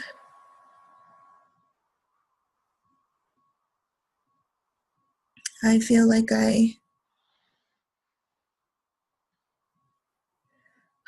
this is bad, but I feel like I want to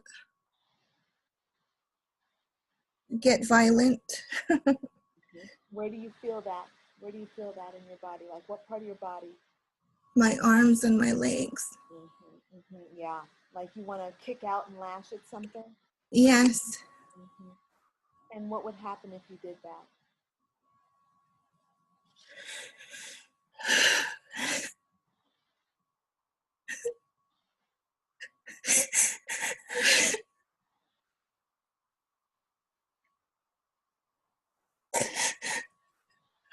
I can't because I would be bad.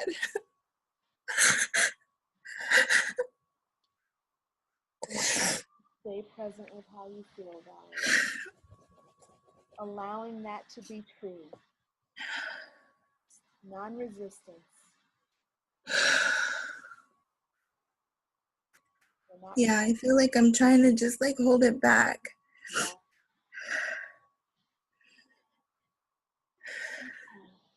Just staying present with how you feel, keeping your eyes closed, staying inside. What's the earliest memory you have of this being angry is bad? What's the earliest memory?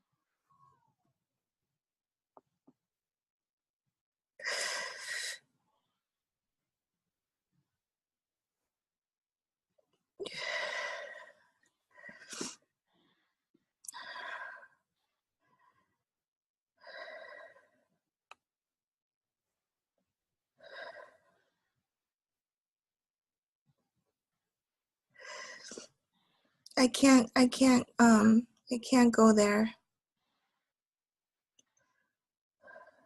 Are you having trouble with finding a memory?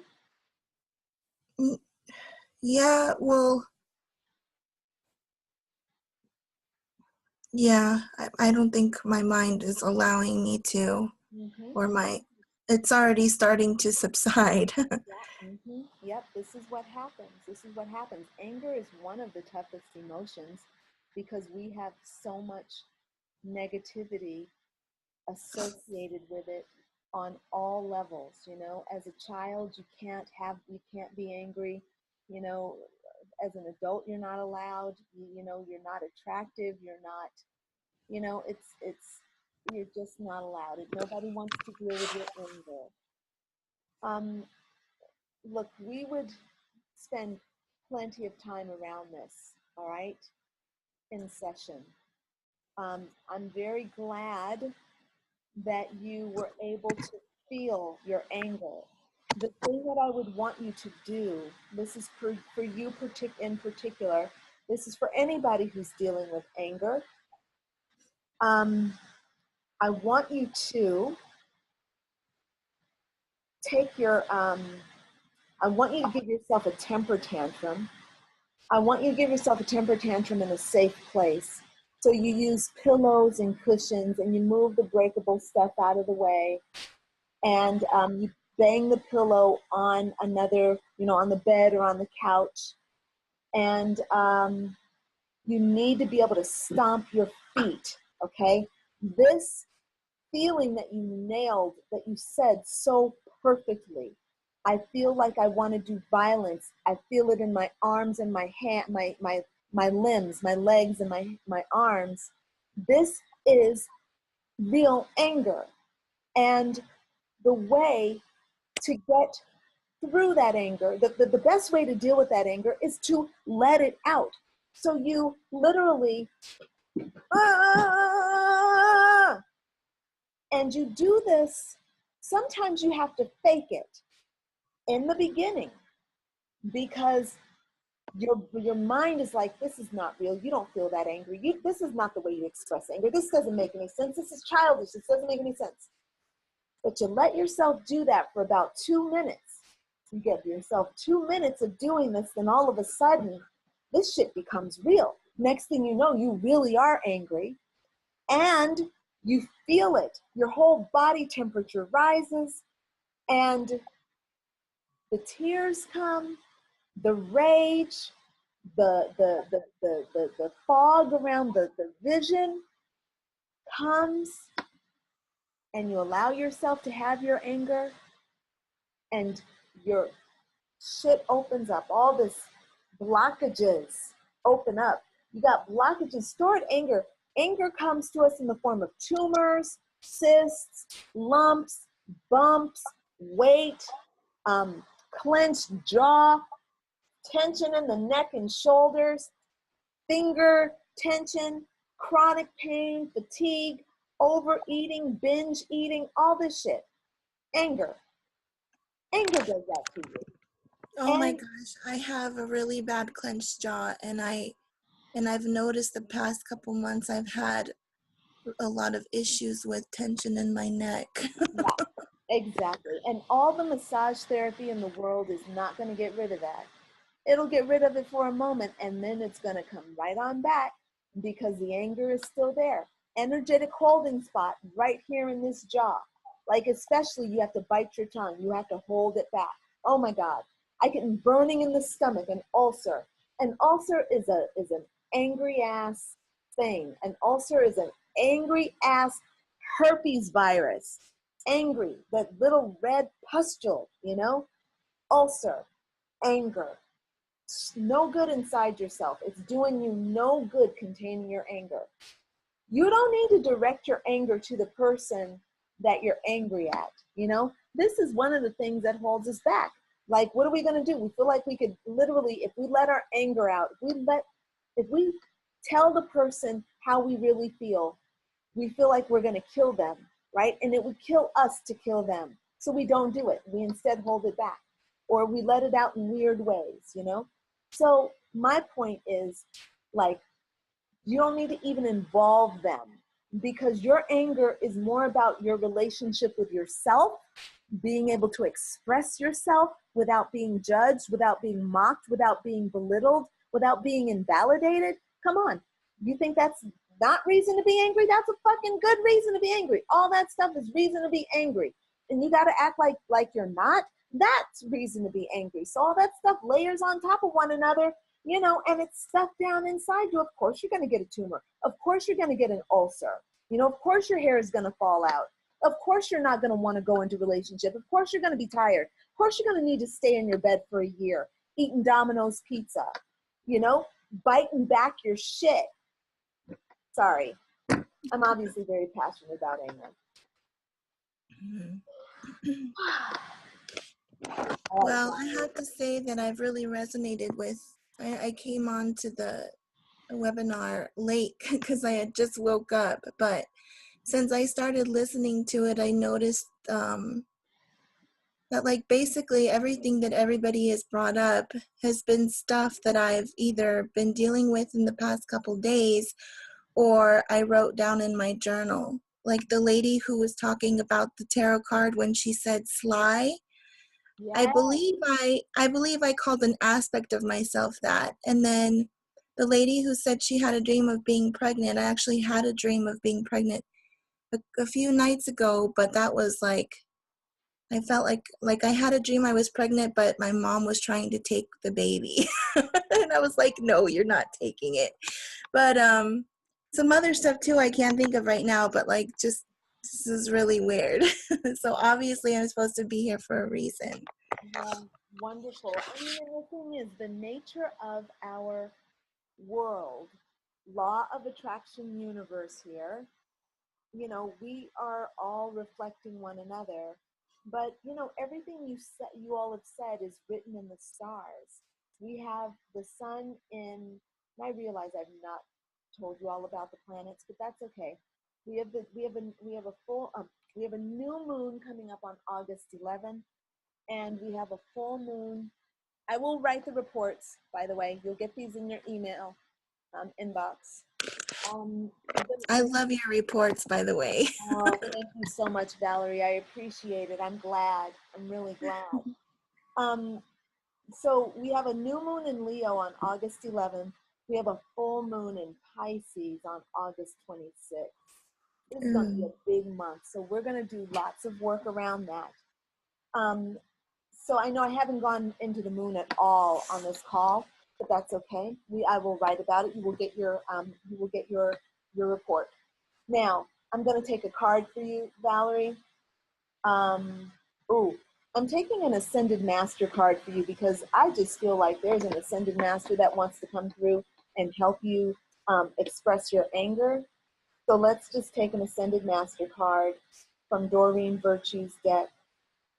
And let's see who's coming forth. I already have a feeling. Oh, this is really interesting. I don't know if you all are familiar with the Ascended Masters. You all probably are. This deck is really old. But the Ascended Master that has come through, it says, come out of the closet. To me, that sounds really fitting, like come out, stop hiding. And you said at the beginning, you said, I'm not wanting to be seen. I'm afraid to be seen. That's why I'm crying. I'm afraid to be seen. This is amazing. Beautiful. What a gorgeous card, too. And the Ascended Master is Amaterasu. I might be completely saying that wrong. Amaterasu. It's spelled Amaterasu.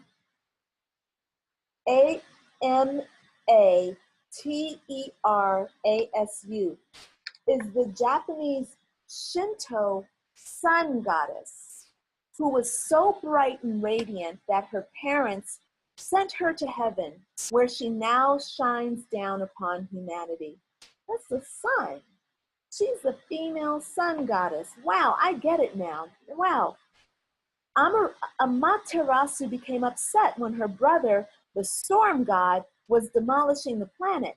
So she hid herself in a cave in protest, and the world grew cold and dark. The other gods tried everything to coax her out. Nothing worked until they finally put a mirror at the cave entrance. When Amaterasu saw her bright and beautiful reflection, she finally came out of the cave. You can call upon Amaterasu to increase your self-esteem and to reveal your true self to others. That's really cool. I like that. How do you feel about that? It makes a lot of sense.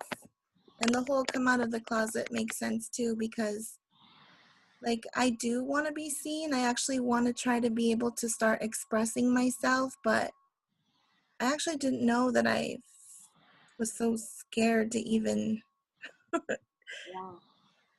do it like this, I guess. Yeah. It's so good that you allowed yourself to see that aspect of yourself,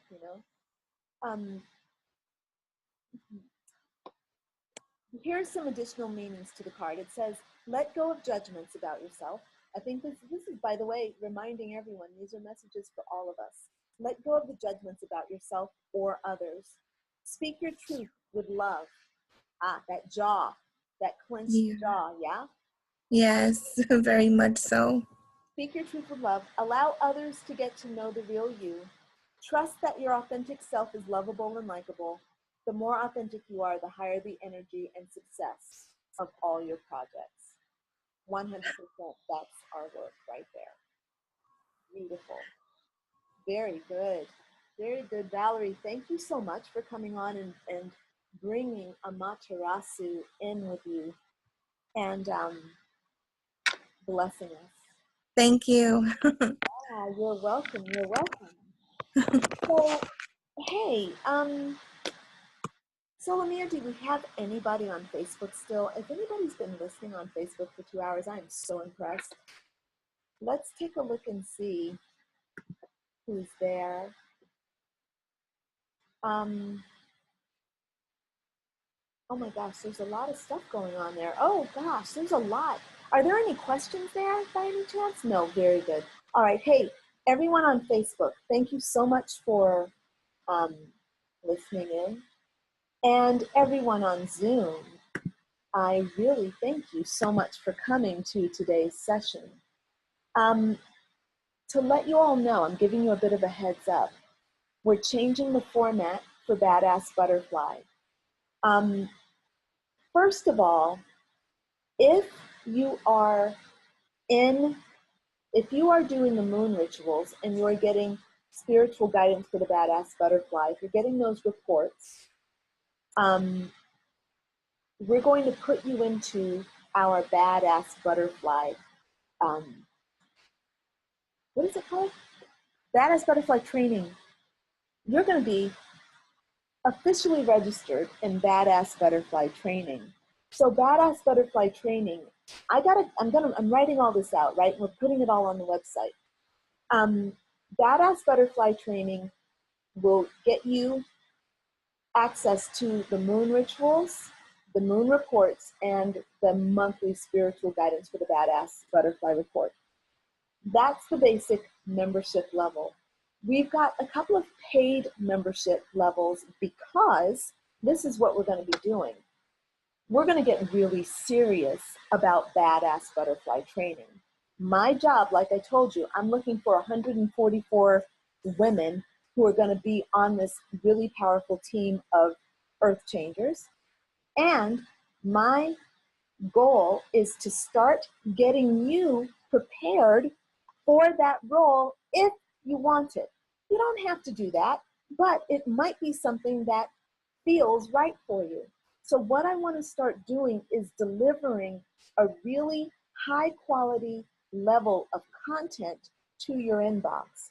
So for example, every week as part of this program, I'm going to send you a video that talks about some of the things we talked about today, like shadow work, emotional wellness, dealing with narcissism, dealing with all sorts of things, right, that we deal with, dealing with low self-esteem. How do you deal with doubt, fear, all the negative emotions, finding core beliefs, how to change limiting beliefs, how to create, how to do light work, how to manifest the life of your dreams. What's the cycle of creation? All these kinds of things. So as part of this program, you're going to have the basic level of membership, but at the paid levels, you will get a video emailed to you once a week. There are going to be invitations.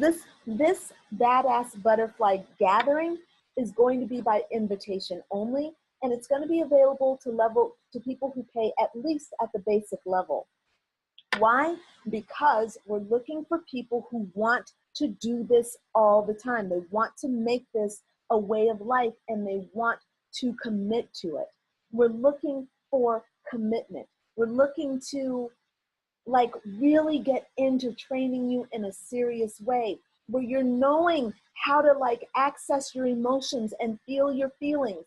So you're healing yourself on a regular basis and you're going toward your goals. This is not about working with people who already know how to do this. This is an opportunity for people who know how to do it, but also an opportunity for people who are new to this, who want to start learning how to feel their feelings and all these things that go along, the great responsibility that goes along with being a master manifester. So that's what the program's about. I will be emailing you everything, all the details, but that's it for right now. Do you all have any questions, or is there anything before we actually sign off for today? Please, you can, I'm going to unmute everybody. And if you have a question, you can just shout, let it all out. These are the things I can do without. Come on. I'm talking to you. Come on. Hi, Crystal and Belle. Hi. Hi, it's Simi. Yes, hi, Simi. I wanted to share, it's not a question, but I wanted to share that when you showed the New Beginnings tarot card by John Holland, I wrote that down, I started to cry. And you were pointing out the fact that it was a mature woman who was in this new beginning and walking on the world, and the whole image just really, really moved me. And it reminded me of an experience I had with a young girl that I used to babysit. She was 5 years old. She said her number one calling in life is to take care of her sister. And I was like, oh, you're amazing. And once she got a book about trees for me to, it was like from the botanical center. It wasn't a children's book, but she was like, Simi, I want you to read this book to me tonight before bed. And I said, oh, that's really interesting, Gavi. Why do you want me to read this book to you? She's like, because you're someone that walks in the world. And I was like, I was blown away. I felt very seen in that moment. When and trees are deeply meaningful to me. I like teach all the children I work with to hug trees and thank them, and they have personal meaning to me as well. And so seeing this card of a mature woman, a woman who's inside of herself, who is self-possessed and sovereign, not walking on the world in a degrading way, but walking in the world and with the world, like walking with the revolutions of the earth. I love it. I love it so much. Yes, and this child is amazing. Of course, this 5-year-old from the mouth of babes. But like, yes, I totally. This card is so fucking fortuitous. You know, like, wow. You know, God is so good. You know, God got us. Thank you. Seriously, so good with these messages. And yes, you know, this is for everyone on this call. I really want to work with you. I'm going to be honest with you. Like, there is not a person who has spoken here today that I already feel the yes inside of me. I'm saying yes to working with all of you on a deep, intimate level and getting inside. I want to get inside, and you know, I want to be your mentor. You know, I want to be your mentor in self-love. That's what I want to be, your mentor in self-love, because you're so ripe with it. You know, not only are you all adorable, obviously you all are so tender and beautiful and adorable, but also I feel your power to fucking change everything in this world. I feel it. And I know God would not send me someone that was not a vibrational match to what I'm talking about. I know that. I know that. Even people watching this video, if you're watching this video, we may not have met before, but I already know the connection. I want to tell you all, I'm going to end this by telling you all a very quick story. When I was young,